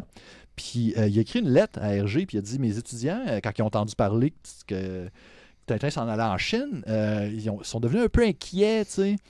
Tout à coup, que tu parles tu fais des jokes de nid d'hirondelle, de longs ongles, de monde fourbu, les tresses, les dents, tout ça, là. Tu sais, c'est comme, ça vaudrait la peine de te renseigner un peu. Fait que là, passe à la prochaine slide. Fait que là, Hergé, il regarde ses notes, puis il fait comme, ah ouais, hein? C'est quoi le nid d'hirondelle? Je connais pas ça. La soupe au nid d'hirondelle. C'est quelque chose qui existe pour vrai. Ok, là, je comprends. Mais c'est souvent, ça fait partie de la liste des stéréotypes. Je comprends. Des clichés. Fait que, qu'il se sentait vraiment call-out avec raison. C'était la liste des clichés qu'il avait en tête. Ah, c'est ça qui l'a amené à aller faire un voyage. Fait que cet abbé-là, non, il a pas fait un voyage. En fait, cet abbé-là l'a connecté avec Chang. Il a dit, là, un dude, Chang, il est vraiment cool. Il vit en Chine, il parle anglais, mais là, il peut plus rester en Chine à cause que là, le Japon envahit la Chine, c'est la guerre là-bas, ça va pas bien. Pas à peu près. Là. Fait que là, Chang arrive, puis devient un genre de consultant culturel pour Hergé. C'est un artiste, il fait de l'aquarelle. C'est lui qui a fait tout le lettrage dans le Lotus bleu, tout le lettrage chinois qu'on voit. Ouais. Et puis, c'est ça a vraiment ouvert Hergé à un monde nouveau, là, à une nouvelle façon d'aborder le sujet. Ben oui, bien une nouvelle manière de faire de la BD aussi, parce que là, il est allé faire des vrais décors. Ben oui, c'est ça. Il se documentait encore plus. Il avait commencé déjà avec Tintin en Amérique à se documenter plus, puis à aller chercher vraiment des bonnes sources. Mais là, c'était comme, en plus, tu as quelqu'un de cette culture-là qui révise ce que tu écris, tu sais, c'est comme parfait. Fait que... Il y a beaucoup de spécialistes de la BD qui pensent que c'est l'album de BD le plus important de tous les temps, le Lotus bleu, parce que c'est à partir de ce moment-là que le médium a pogné une certaine... un sérieux qu'il n'y avait pas avant. Ça pouvait devenir une manière de montrer comment les Chinois vivaient. C'était pas quelque chose qui était prêté à la BD avant. C'était juste pour les enfants. C'était juste des jokes. C'était juste... Non, c'est vraiment... puis c'est vraiment un album célébré pour sa richesse graphique, puis toutes les références culturelles qui sont comme justes. Puis c'est la première fois dans Tintin où est-ce qu'il fait le gag de Dupont et Dupont qui se déguise maladroitement. Puis c'est un peu une référence à sa propre approche par rapport à ça. C'est un peu comme une façon d'exorciser son... j'ai lu ça dans son awkward, là, que lui qui se sentait pas à sa place. Exactement, tu sais. Puis, fait que c'est ça. Fait qu'on pourrait croire que ça a été un tournant puis qu'il n'y a absolument rien de problématique avec cette BD-là, sauf que si on passe à la prochaine page, tu vois... ce dialogue-là, il est inspiré de son expérience réelle. Où est-ce qu'il parle, en bas, il décrit les clichés qu'il avait l'intention d'intégrer. Eh bien, ça va mieux ici. Tu es en train de boire. Moi, Chang Jen, mais pourquoi m'as-tu sauvé la vie? Oui, pourquoi je croyais que tous les diables blancs étaient méchants comme ceux qui ont massacré mon grand-père et ma grand-mère il y a longtemps. Mon père m'a dit que c'était pendant la guerre des points de justice. Oui, la guerre des boxeurs, oui. Mais non, Chang, tous les blancs ne sont pas mauvais, mais les peuples se connaissent mal. Ainsi, beaucoup d'Européens s'imaginent que tous les Chinois sont des hommes hommes fourbes et cruels qui portent une natte et qui passent leur temps à inventer des supplices et à manger des œufs pourris et des nids d'hirondelles. Ces mêmes Européens croient dur comme fer que toutes les Chinoises, sans exception, ont des pieds minuscules et que maintenant encore toutes les petites filles chinoises subissent 1000 tortures destinées à empêcher leurs pieds de se développer normalement. Enfin, ils sont convaincus que toutes les rivières de Chine sont pleines de petits bébés chinois que l'on jette à l'eau dès leur naissance. Et voilà, mon cher Chang, comment beaucoup d'Européens voient la Chine. Qu'ils sont drôles, les habitants de ton pays. Oui. Oui. Pendant ce temps, ça c'est très, très, très BD, ça. Tu mets de quoi d'important en bas à droite, fait que quand tu vas virer la page ou cliffhanger. Mais parlant de cliffhanger, prochaine slide. Et tabarnak, qu'est-ce que tu vas nous faire vivre, là? Yikes, les gars. Fait que là, RG, il aimait bien son ami Chang, puis Chang, il avait des gros problèmes dans son pays avec le Japon. Avec les Japonais. Puis les Japonais, puis fait que la sympathie d'RG pour la Chine s'est rendue jusqu'à démoniser un peu les Japonais. Les Japonais, ben oui. Fait que à cette époque-là, je veux pas... les Japonais ont fait des affaires quand même assez particulières aux Chinois à ce moment-là. On comprend le contexte. Oui, c'était... Effectivement. Je veux dire, c'était basé sur des faits historiques aussi. C'est ça. Ceci dit, la prochaine slide. Avec plaisir, heureux. Fait que, c'est pas ça. à peu près, là, hein? C'est quand tu vois, même... lui, c'est le même personnage. Oui, il allait fort dans le petit 20e aussi, tu sais. Fait qu'on voit que c'est très peu... très peu flatteur, très inspiré de la propagande. Les dents, je pense que ça vient beaucoup de là. Ça symbolise le prédateur, c'est le nez, c'est bizarre. Le nez très cochonnesque, on dirait. C'est ça. Puis il perd à la fin, inquiétez-vous pas. Ouais, non, mais c'est ça. C'est le seul personnage qui... Fait que ça, c'est la nuance. Ça, c'est pas une idée que j'ai eue moi-même. J'ai trouvé ça dans mes recherches. Quelqu'un qui avait fait un petit topo là-dessus qui disait, pourtant, sur cette image-là où on voit des soldats japonais qui sont comme le bas de l'échelle, eux, ils n'ont pas les dents sorties. Ouais. Il y a comme une espèce de lien entre les dents, puis comme jusqu'à quel point ils sont méchants, puis / impliqués dans Gamic, tu sais. Fait que c'est comme, OK, c'est une démonisation, mais pas nécessairement des Japonais en tant que tels, tu sais. Mais c'est ça, t'es dans un chantier mini. C'est comme un peu aujourd'hui, admettons, si tu voulais faire une caricature politique qui parle de la situation palestinienne, tu sais. Watch out à comment que tu dessines Netanyahou, là. Parce qu'il y a un passé de dessiner des... je comprends. Tu vois, là, il y a un chantier terrain miné. Parce qu'il serait juif à quelque part. Fait que là, si tu veux dessiner un juif si tu dessines en train de faire ça... C'est ça, avec un gros nez puis des petites... Ça peut... Même si t'as une twist, là, non. Ça peut pas parce que ça fait écho à tout ça. Ça l'a dit Netanyahou, c'est un esti de pain de marde. Ah ouais? Oui. Absolument. Parce que, voyons, c'est quoi que je voulais mentionner? Ouais, pour ceux qui se le demandent, vous pourrez checker, parce que le Japon avait envahi la Chine à cette époque-là, puis ça l'a prêté, c'est pas mal dans les affaires les plus dégueulasses qu'on se rappelle qui ont été faites. Une de mes préférées, entre guillemets, c'est qu'il y a 2 lieutenants d'une armée qui ont fait un concours de celui qui était capable de décapiter le plus de monde à la machette. Ouais. Puis c'est ça. Ils ont tous les deux été accusés de crimes de guerre. Ouais, puis après, là, mais c'est parce que quand tu te sens légitime, amener du monde, il faut que je le batte. Là tu sais, c'est épais. C'est plus qu'épais. Ça mérite. C'est un euphémisme. Disons, épais. Là. Fait que, mais tout ça pour dire, c'est aussi un peu comme un avertissement de quelle inspiration nous viennent spontanément. Mettons, tu veux dessiner un méchant, tu sais, puis là, t'es comme, je vais faire des grands plans. Des fois, on peut se retrouver à assembler des choses ensemble qui veulent pas nécessairement... qui veulent dire plus que ce qu'on voudrait. Qui ont une autre signification. Tu sais, moi, un exemple de ça, là, on faisait... Dans Turbo Kid, le jeu qui est disponible. Moi, j'ai eu l'honneur d'être scénariste là-dessus. Puis à un moment donné, il fallait trouver 3 noms de 3 petites filles qui étaient méchantes. Puis là, j'ai pensé, puis j'ai fait, il y en a une, il va s'appeler Innie, l'autre Minnie, l'autre Minnie, puis ça va être les Mo Sisters. Innie, Minnie, Minnie, Mo, c'est une comptine que tout le monde connaît. Puis là, à cause que dans les années 50, ils ont transféré ça, c'est devenu Catch Ninja, N-Word by the Toe. Ben là, tu sais, puis c'est une comptine qui existe à plein de places partout, mais parce que dans les années 50, ça a été associé à ça, ben on a préféré pas prendre Eeny, Meeny, Miny. Parce que c'est trop adjacent. Genre, on voulait pas comme avoir à parler de ça en parlant de nos méchantes, des petites filles. Parce que l'affaire, c'est que... Puis ça, c'est cool parce que ça introduit bien la deuxième partie qui va avoir lieu la semaine prochaine. Le prochain chapitre s'intitule The Forbidden Zone. Puis c'est à propos de jouer un peu avec le feu par rapport à ça. T'sais. What if tu aurais décidé que dans le fond, il n'y a rien d'autre de raciste, possiblement, à propos de ces caractères-là, puis tu les appelles de même pareil, mais que tu te rends pas compte. C'est ça. Que, il y a un deuxième détail que là, les deux résonnent ensemble. C'est ça. Ce genre de choses-là. Je comprends. Ouais. Il y a un clip de 20 minutes ici. Oui. En fait, ça serait un bon closer. C'est un résumé de l'histoire du ministère veux-tu que je mette tes images de Spirou puis tout avant? Shit. En fait, là, on choisit la fin. Là. Ben non, on peut faire les deux. Là, on a le temps masse. Ouais, hein? Ben, c'est toi.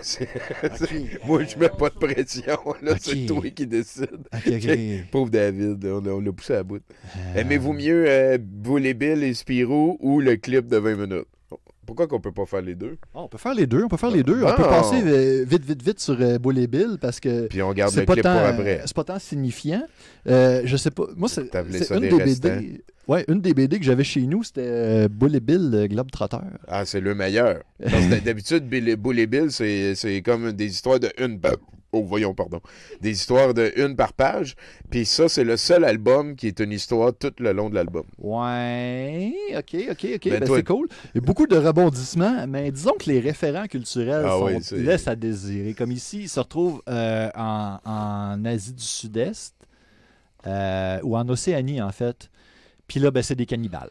Fait que le punch, c'est que l'aviateur qui les a amenés est un alcoolique. Et puis la résolution de la situation, c'est que l'alcool va régler tout le problème. Fait que, c'est ça. Je trouve que c'est comme un petit peu malheureux comme choix d'intégration pour une BD pour enfants, là.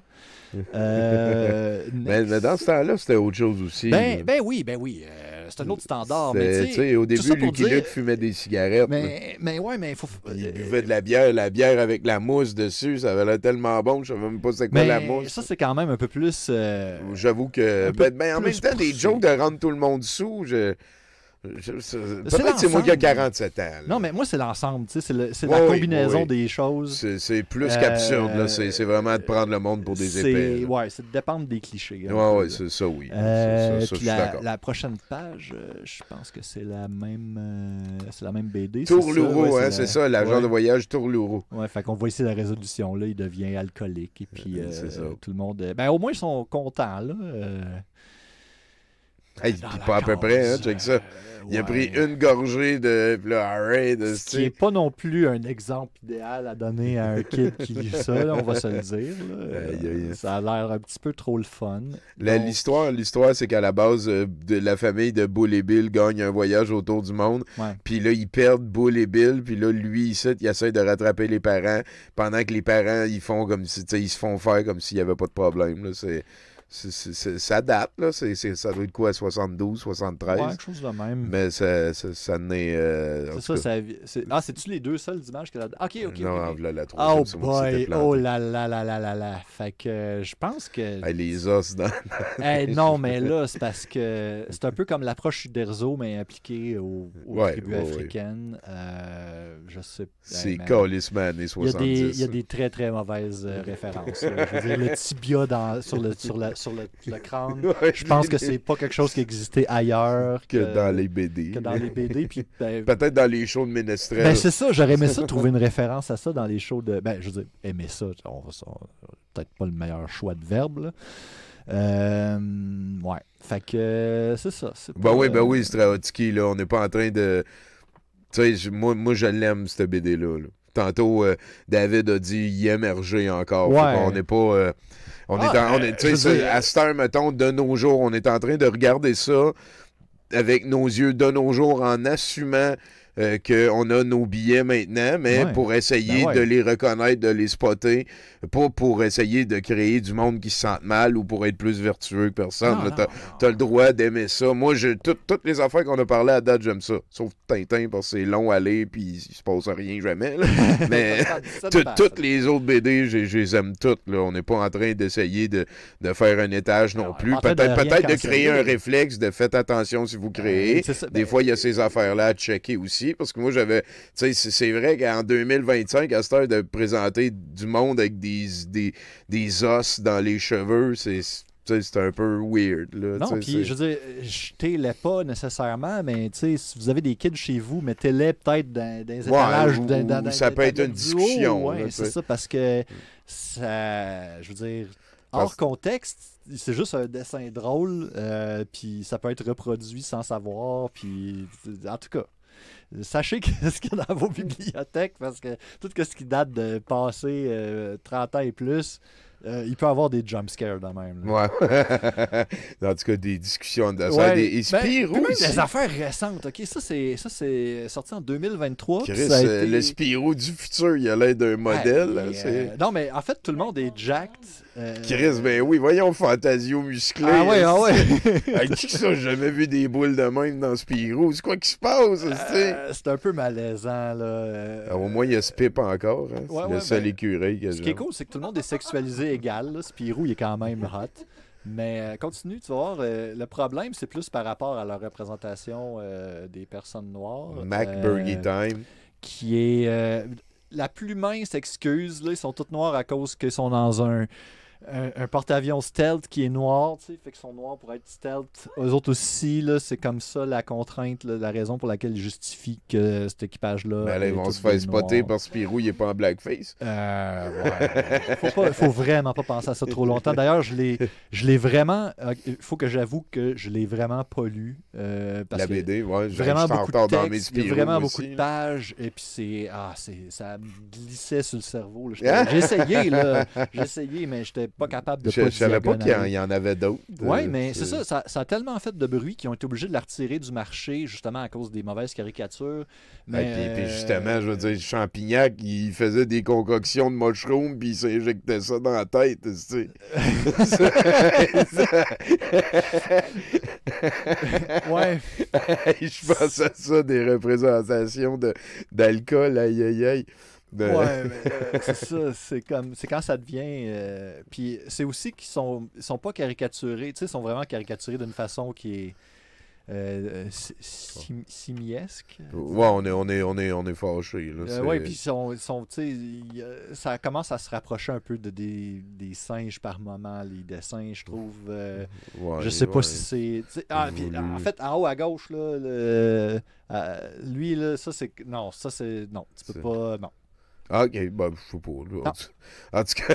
Parce que, non, mais c'est 100% noir, les lèvres baignent. Ouais, j'avoue que ça fait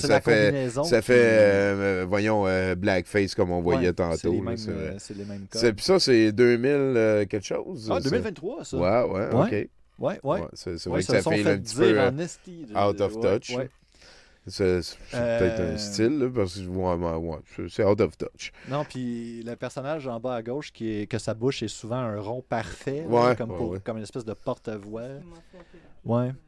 Au moins, il y a des lèvres, lui. Spirou n'a jamais eu de lèvres de sa vie. Hey, il nous reste ton dernier clip pour finir ça. OK, ouais.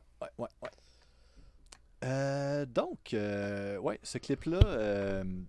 j'ai mis des sous-titres auto-traduits. J'espère que ça ne sera pas trop sketchy. Il va nous faire un résumé de l'histoire du blackface aux États-Unis avec plus d'exemples visuels, ce qui est pertinent. Puis après ça, il va parler des codes graphiques, mais dans l'anime puis dans les mangas. Puis pourquoi que ça a été un problème spécifique au Japon. Qui ressemble un peu peut-être à ce qui se passe en Europe et aux autres pays qui n'ont pas été directement exposés au blackface. Fait que là, on est encore dans l'intro. Il n'y a pas de son? Non. J'ai pas mis de son? Ben, ben, on va laisser faire dans ce cas. On commencera l'autre avec ça. Comme ça va faire une révision. Parfait, parce que c'est déjà un peu une révision. Okay. Et puis, je ne savais pas que le son avait débarqué en mettant les sous-titres. Hey, c'était le fun, David. J'ai beaucoup aimé ça, les discussions que ça l'a provoqué dans le chat aussi. Oui, je vais aller lire ça avec intérêt. Puis d'ailleurs, tout le monde dans le chat, tout le monde qui veut être là la semaine prochaine, si vous avez des exemples de choses que soit vous avez faites ou que vous avez chez vous, que vous n'êtes plus trop à l'aise avec, tu sais, que vous voudriez mettre plus dans votre passé que dans votre présent, là. Je serais curieux de savoir quoi, tu sais. Fait que si vous avez des exemples, mettez-les dites-les dans le chat ou venez sur Discord peut-être. Oui. Jaser avec nous autres de ça. J'aimerais ça avoir des exemples. Est-ce que j'ai des exemples? Amener peut-être des images, vous autres, de bandes dessinées que vous avez lues, qui vous ont un petit peu frappé avec des thématiques dans cette patente-là. T'es surtout sur Discord ou on peut-tu te rejoindre sur Facebook? Je vais venir sur votre Discord. Oui. Puis moi, la semaine prochaine, je vais amener une chose de ma passé que je vais vouloir immoler symboliquement. Là. Je ne vais pas le brûler. Mais... on le mettra dans le sauge. Oui, c'est ça, exactement. On va le sauger. Et puis, c'est ça. On parlait du mot Reggie, la Forbidden Zone. C'est ça. Tu disais tantôt, là, quand il y a du monde qui... si on décide d'aller dans ces codes-là, pareil. Ouais. Comment ça marche? Ouais. Hey, merci, David. On peut peut-être t'inviter à suivre à te suivre sur Facebook ou ta page Les Sceptiques des Sceptiques du Québec. Les Sceptiques des Sceptiques du Québec, du monde. Parce que bienvenue aux Français. Oui, absolument. C'est juste que notre groupe ici au Québec, qui s'appelle Les Sceptiques du Québec, ont été gangrénés la première fois que David est venu nous faire un dossier. C'était avec Sébastien Bilodeau. On a très bien démontré à quel point il était... J'ai beaucoup aimé le bout sur l'idéologie. C'est quelque chose qu'on n'arrête pas de se faire attaquer, qu'on a des idéologies, mais dans le fond, de la manière que tu as présenté aussi. En tout cas, je mettrai le lien dans le chat pendant la toune qui s'en vient. Je vous remercie beaucoup, David et les amis. Je vais mettre ça en archive. Merci si vous nous avez écouté en archive. On va écouter, ça va être le petit Béliveau ici. Ça va faire du bien. Puis on vous revient pour du Mercronspi de l'autre bord. Merci. Merci, c'était cool. Ben oui, merci d'avoir raté le début, mais j'étais en train de me Attends un peu. que je connais mal. OK, non. Attends un peu. Bon. je comprends pas pourquoi il n'y a pas de volume, là. C'était pas juste mon vidéo. Non, c'est ça. C'est pas ton vidéo. Il était supposé en avoir tantôt. C'est quand même un peu particulier, ça. OK. Ben, je vais peser pause. Puis